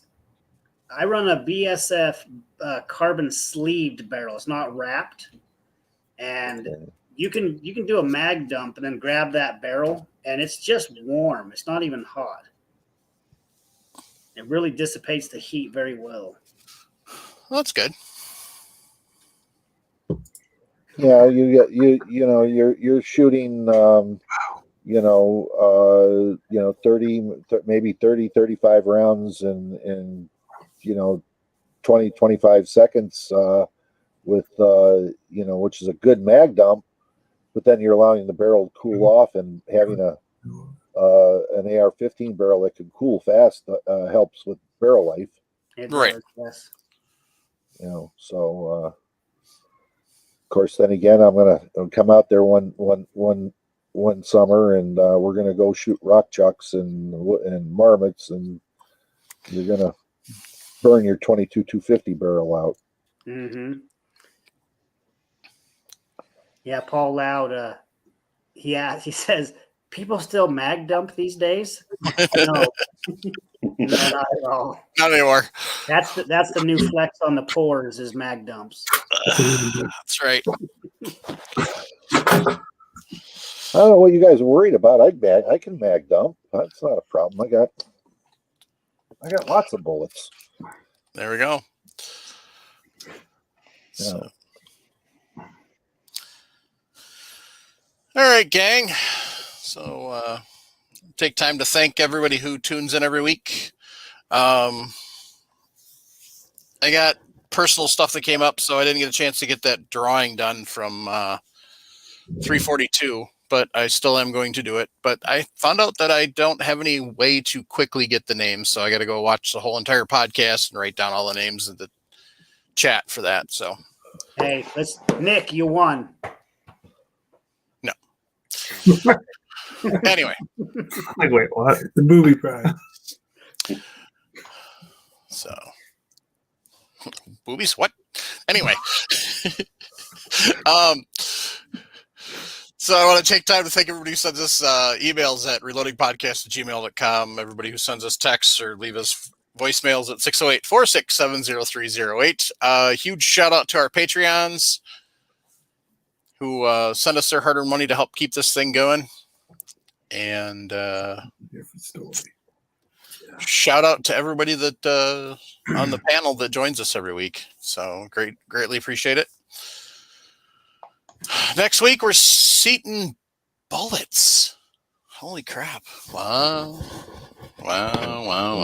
Almost finished loading the cartridge. Wow! I know, right? Michael Dunn, how you can become a Patreon is you can go to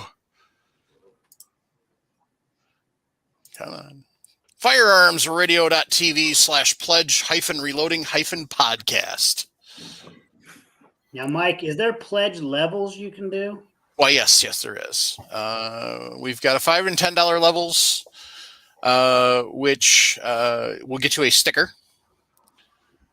And then we have the loaded cartridge level, which is it's $20 per month. That gets you the Patriot Patch Company Patch of the Month.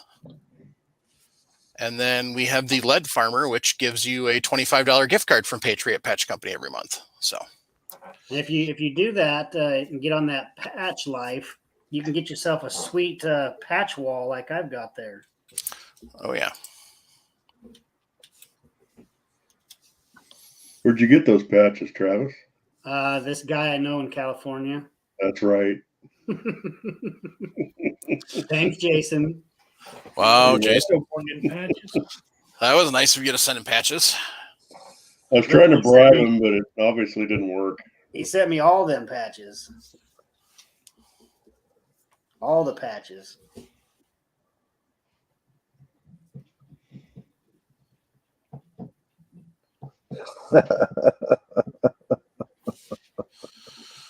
All right, gang.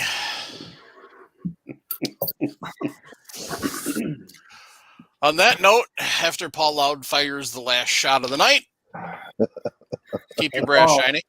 Paul, even though that's a 30-inch target, I don't think you could hit it.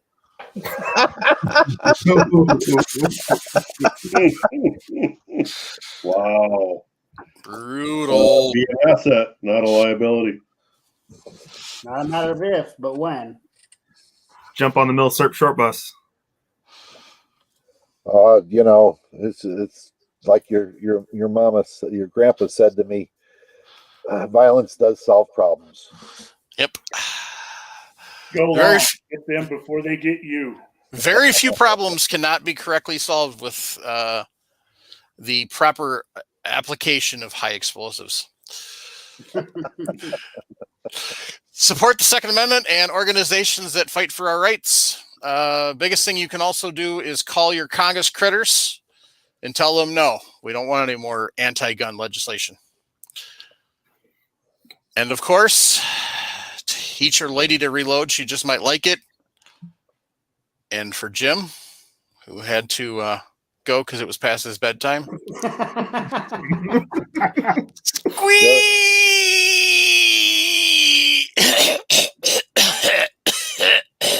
Squeeze! Don't yank that trigger. Good night, all. Good night. Good night.